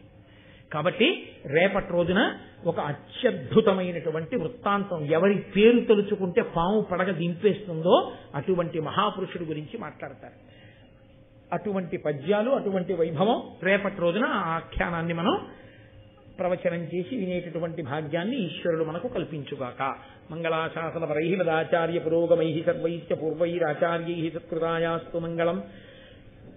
మంగళం కోసలేంద్రాయ మహనీయ గుణాత్మనే చక్రవర్తి తనూజాయ సర్వభౌమాయ మంగళం. ఉమాకాంతాయ కాంతాయ కామితార్థప్రదాయినే శ్రీగిరీశాయ దేవాయ మలినాథాయ మంగళం. కరచరణకృతం వా కర్మవాక్కాయజం వా శ్రవణనైనజం వా మానసం వాపరాధం విహితమవిహితం వా సర్వమేత్తక్షమస్వా శివ శివ కరుణాబ్ధే శ్రీ మహాదేవ శంభో. సర్వం శ్రీ ఉమామహేశ్వర పరబ్రహ్మార్పణమస్తు. స్వస్తి.